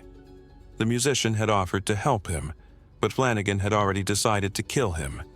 He strangled him with a wrench around the neck, struck him in the throat, and then hid the body under a mattress. The next day, he bought a knife and garbage bags, dismembered the body overnight, and dumped the parts in nearby trash bins. 5 days later, on October 11th, Flanagan murdered Albert Duggins, a 59-year-old chef who had given him a ride and invited him to drink at the Sahara Hotel. Flanagan decided to kill him because he considered him homosexual and, while in the car, strangled him while shouting that his kind should be exterminated. Flanagan was arrested in California 2 days later for jaywalking. Without being questioned, he confessed to both murders, claiming he hated his own homosexuality and believed killing gay men was doing society a favor. He pled guilty in both cases and requested the death penalty. During the trial, he admitted feeling no remorse, that he enjoyed killing and would likely kill again.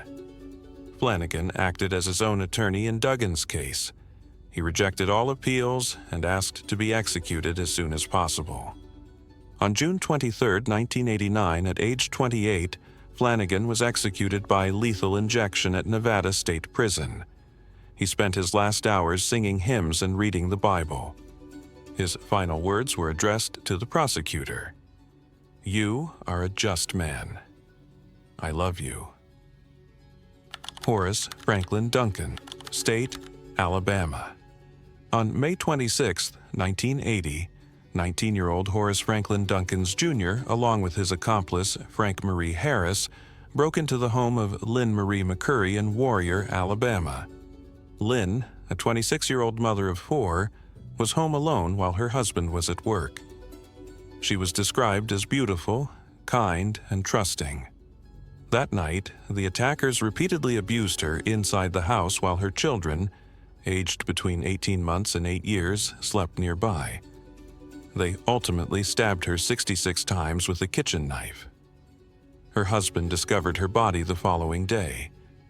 Both men were arrested on May 27th at their workplace, Alabama Wire Company. Duncans initially requested a lawyer, but later agreed to take a polygraph test and ended up confessing. Both blamed each other for the murder. Duncans claimed Harris was the first to rape her and the one who killed her. Harris stated that Duncans inflicted the fatal wounds. On July 14, 1989, Duncans was executed by electrocution at Holman Prison at age 28.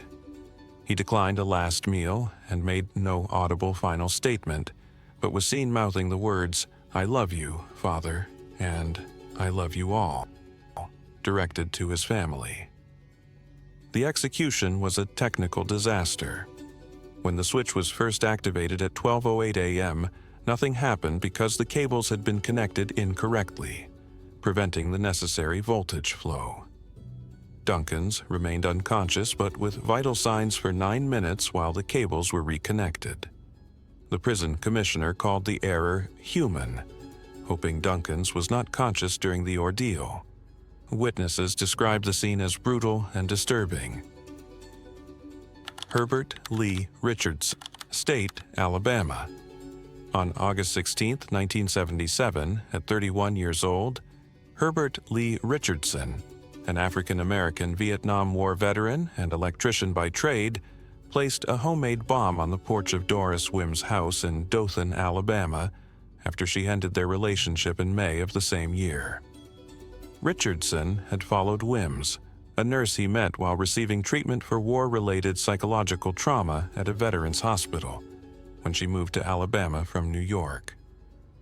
At 6 a.m., the bomb exploded when Rena Mae Callens, 11 years old, and Wims's niece, who had spent the night at her aunt's home, found the explosive device inside a plastic bag that resembled a soda can. Rena Mae Callens died instantly. Richardson had served in intense combat between 1965 and 1967 and suffered severe psychological after-effects, including attempts and post-traumatic stress disorder, PTSD. Despite his psychiatric history, these conditions were never presented as mitigating evidence during his trial. On August 18, 1989, he was executed in the electric chair known as Yellow Mama at Holman Prison. He was 43 years old. He declined a last meal and requested to be blindfolded before dying. His final words were, "I hold no malice and bear no ill will toward anyone. He was the first Vietnam veteran executed in Alabama. Alton Way, State, Virginia. On October 14, 1977, Alton Way, 22 years old, brutally raped and murdered Laverne B. Marshall, a 61-year-old widow, in her rural home in Lunenburg County. Pretending he needed to use the phone, he attacked her inside the house, sexually assaulting her, biting her, and stabbing her 42 times with a kitchen knife. He then attempted to clean the scene using bleach and left signs of an apparent robbery. After confessing the crime to his cousin and later to the police, Way was arrested and tried. In 1978, a jury found him guilty of murder during the commission of a rape and recommended the death penalty after only 35 minutes of deliberation. The defense argued brain damage, mental retardation, and intoxication, but the Virginia Supreme Court upheld the sentence. During appeals, doubts arose about the role of Way's cousin, Len Gooden, who might have been directly involved in the crime. However, the courts did not accept these new allegations. Way declined his last meal the morning before his execution, but took communion after being baptized the night before. On August 30th, 1989, Alton Way was executed by electric chair at the age of 34. He had spent 11 years on death row, the longest at that time in Virginia. When asked if he had any last words, he said, "I would like to express that what is about to happen here is a murder.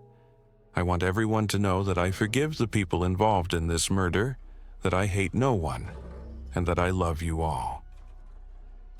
His execution later became notable because leaked recordings of his last words were published years afterward by the media outlet NPR. James Emery Pastor, State, Texas. James Emery Pastor, a former rock musician turned hitman, was executed in Texas in 1989 for a series of brutal crimes. On October 25, 1980, Pastor murdered Robert Edward Howard, a 38-year-old machinist outside a nightclub in Houston. The victim's ex-wife, Trudy Howard, paid Pastor and the LeBlanc brothers, Eddie and Gary, $1,000 to carry out the killing. They slashed the tires of Howard's truck, and when he bent down to check them, Pastor shot him in the back. The case remained unsolved for nearly 3 years until Gary LeBlanc cooperated with police and recorded a confession from Trudy. Shortly after the murder, Trudy married Eddie LeBlanc. Both were sentenced to life imprisonment. During the trial, it was revealed that Pastor had proposed a blood pact among them to ensure silence, sealed by committing 2 more murders. In mid-November 1980, they kidnapped, raped, and murdered Diana Trevino Oliver. A month later, they did the same to 18-year-old Cynthia Darlene Johnson. Pastor was the one who ultimately killed Johnson by suffocating her and driving a nail through her nose. He was arrested while serving other sentences in Alabama, where he confessed to the murders. He was sentenced to death in 1983 and executed by lethal injection on September 20th, 1989, at age 44.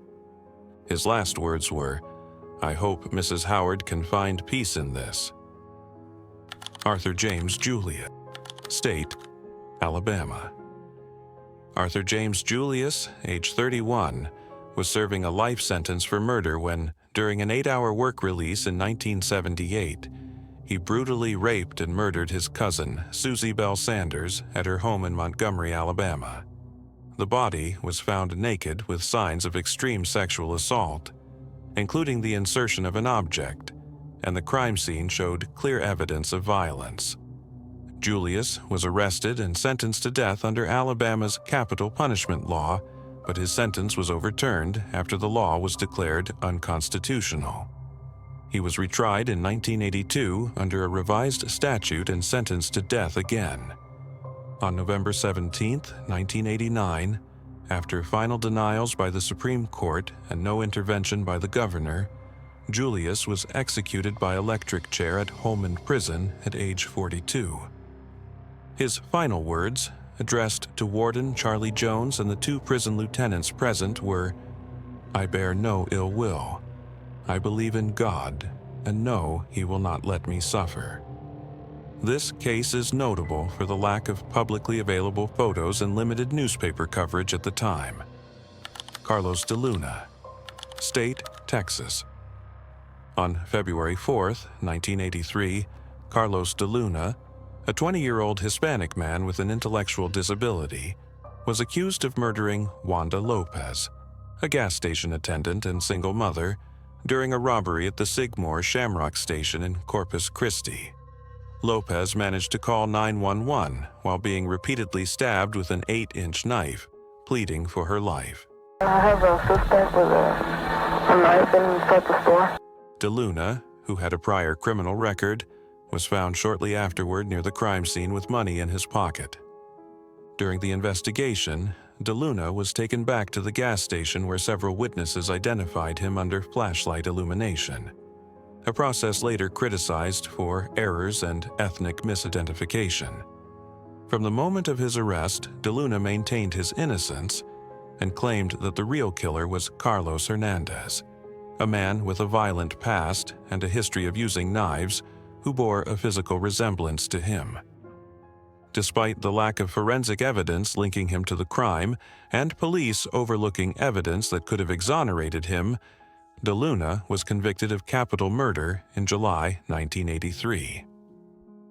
The Supreme Court and the governor rejected any requests for stays or clemency. On December 7, 1989, De Luna was executed by lethal injection in Texas at the age of 27. His last meal was peaches with ice cream. Tied to the gurney and asked for his final words, he said, "I want to say, I hold no grudges against anyone.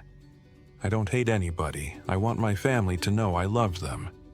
I want to tell everyone on death row to keep the faith. Everything will be all right." Years later, in 2012, an extensive investigation by Columbia University concluded that De Luna was likely innocent. Carlos Hernandez had repeatedly confessed to family and friends that he was the actual killer. The investigation revealed witness misidentification, police negligence, inadequate legal defense, and failure by prosecutors to present exculpatory evidence. De Luna remains one of the most notable cases of a probable wrongful execution in the United States.